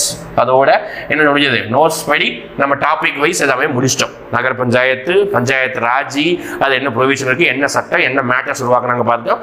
லாஸ்டா ஆர்டிகல்ஸ் நடத்துறேன்னு சொல்லியிருந்தேன். அது நம்ம என்ன ஆர்டிகல்ஸ் மட்டும் தான் நடத்துறோம்னா நகர் பஞ்சாயத்து இருக்கக்கூடிய ஆர்டிகல்ஸை மட்டும்தான் நம்ம நடத்துறோம். சரிங்களா? நகர் பஞ்சாயத்துல இருக்கக்கூடிய ஆர்டிகல்ஸ் மட்டும்தான் நம்ம நகர் பஞ்சாயத்து சொல்ல போறது இல்ல, கிராம பஞ்சாயத்து இருக்கக்கூடிய ஆர்டிகல்ஸ் மட்டும்தான். ஓகேடா? ஃபர்ஸ்ட் 243 என்ன சொல்லும்னா டெஃபினிஷனை பேசும். நான் அதை எழுதி போடல. 243 வந்து டெஃபினிஷன், விளக்கத்தை பத்தி பேசும். ஓகே, முக்கியமான ஆர்டிகல்ஸ் மட்டும் தான் எழுதி போட்டிருக்கேன். First 243A.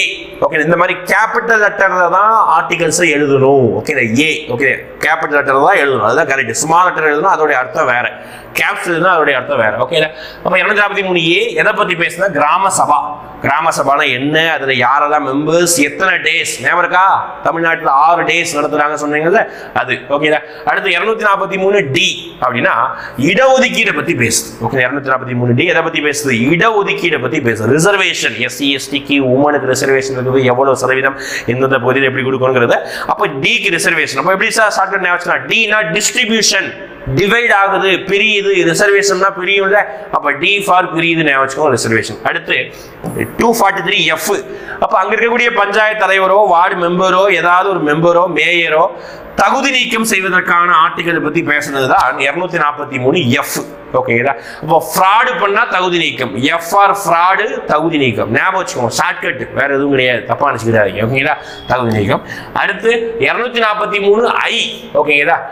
நிதி ஆணையம். 243I நிதி ஆணையம் அப்படி சொல்றாங்க. Finance commission. ஓகேங்களா? பினான்ஸ் கமிஷன் என்ன? ஸ்டேட் பினான்ஸ் கமிஷன், மாநில நிதி ஆணையத்தை பத்தி பேசுது. நம்ம இந்தியன் கவர்மெண்ட் லெவல் நிதி ஆணையம் 280 படிச்சிருப்போம்ல, இது 243I. அடுத்து 243K தேர்தல் ஆணையம், அதை பத்தி பேசுது. ஸ்டேட் எலெக்ஷன் கமிஷனை பத்தி பேசுது. ஓகேங்களா? நீங்க வந்து பாத்தீங்கன்னா நமக்கு தமிழ்நாடு ஸ்டேட் எலெக்ஷன் கமிஷன் வந்து கோயம்பேடுல இருக்கும். நீங்க கோயம்பேடு பஸ் ஸ்டாண்ட்ல என்னைக்கா போயிருந்தீங்கன்னா அப்படியே பஸ் ஸ்டாண்டுக்கு ஆப்போசிட்ல மெயின் ரோட்ல இருக்கும் மாநில தேர்தல் ஆணையம் அப்படின்னு போட்டு ஒரு பெரிய ஆபீஸ் இருக்கும். அடுத்து 243L வந்து சொன்னல பிரசிடென்ட் டிட்டர்மைன் பண்ணுவார்ல, யூனியன் பிரதேசங்களில் இந்த பகுதி இந்த பஞ்சாயத்து ராஜ் விஷயத்தை அமல்படுத்துவதோட முறையை பத்தி பேசக்கூடியது 243L. போதும். ஓகேங்களா? முக்கியமான இது, ரொம்ப முக்கியம்னா இதுதான். இதெல்லாம் கொஞ்சம் படிச்சுக்கணும். அது ஆர்டிகல்ஸ் டாபிக் உங்க புக்ஸ்ல இருக்குதா படிச்சுக்கோங்க. ஓகேங்களா? முடிஞ்சது. ஃபைனலா கேள்வி கேட்கிறேன், அந்த கேள்விக்கு கமெண்ட் பண்ணிருக்கேன். ஓகேங்களா? இப்போ ஆரம்பத்துல இருந்து நம்ம பஞ்சாயத்து ராஜ் எந்த வருஷம் உருவாக்கப்பட்டது, எப்போ நடைமுறைக்கு வந்தது, எல்லாத்தையும் பார்த்துட்டு கடைசி அதோடைய ப்ரொவிஷன்ஸ் என்ன, ஃபியூச்சர்ஸ் என்னங்கிறத பார்த்துருக்கோம். ஓகே, 5 கேள்வி. முதல் கேள்வி, பஞ்சாயத்து முறை அதுல அசோக் மேத்தா கமிட்டி எந்த ஆண்டு நியமனம் செய்யப்பட்டது? கமெண்ட் பண்ணுங்க. அசோக் மேத்தா கமிட்டி. ஓகேங்களா? அடுத்து எந்த கமிட்டி முதல் முறையாக பஞ்சாயத்து ராஜுக்கு அரசியல் அமைப்பு அந்தஸ்தை வழங்கணும், கான்ஸ்டிடியூஷனல் ரெகக்னிஷன் வழங்கணும் அப்படி சொன்னது யாரு? அதை கமெண்ட் பண்ணுங்க. 2வது. அடுத்து 3வது, இந்த நகர் பஞ்சாயத்துல, ஓகேங்களா, நம்ம நகர் பஞ்சாயத்துல ஃபர்ஸ்ட் யார் வந்து, அதாவது டவுன் பஞ்சாயத்துங்கிற முறையை எந்த மாநிலம் முதல் முறை நடைமுறைப்படுத்திருக்கும்? 3வது. இது 4வது, தமிழ்நாடு பஞ்சாயத்து ஆக்ட் எந்த வருஷம்? 2 தடவை கொண்டு வந்திருப்பாங்க, 2 இயரையும் சொல்லுங்க. ஓகேங்களா? எந்த வருஷம்? லாஸ்ட் இறுதி கேள்வி, தமிழ்நாட்டின் முதல் நகராட்சி எது அப்படின்றத கமெண்ட் பண்ணுங்க. அதே மாதிரி அடுத்த வீடியோ வந்து சந்திக்கலாம். உங்களுடைய ஃபீட்பேக் எங்களுக்கு கொடுங்க. எங்களுக்கு எங்களுடைய என்ன சொல்றது, எப்படி இந்த வீடியோ இருக்குன்னு தெரிஞ்சுக்காக பயன்படும். தேங்க்யூ.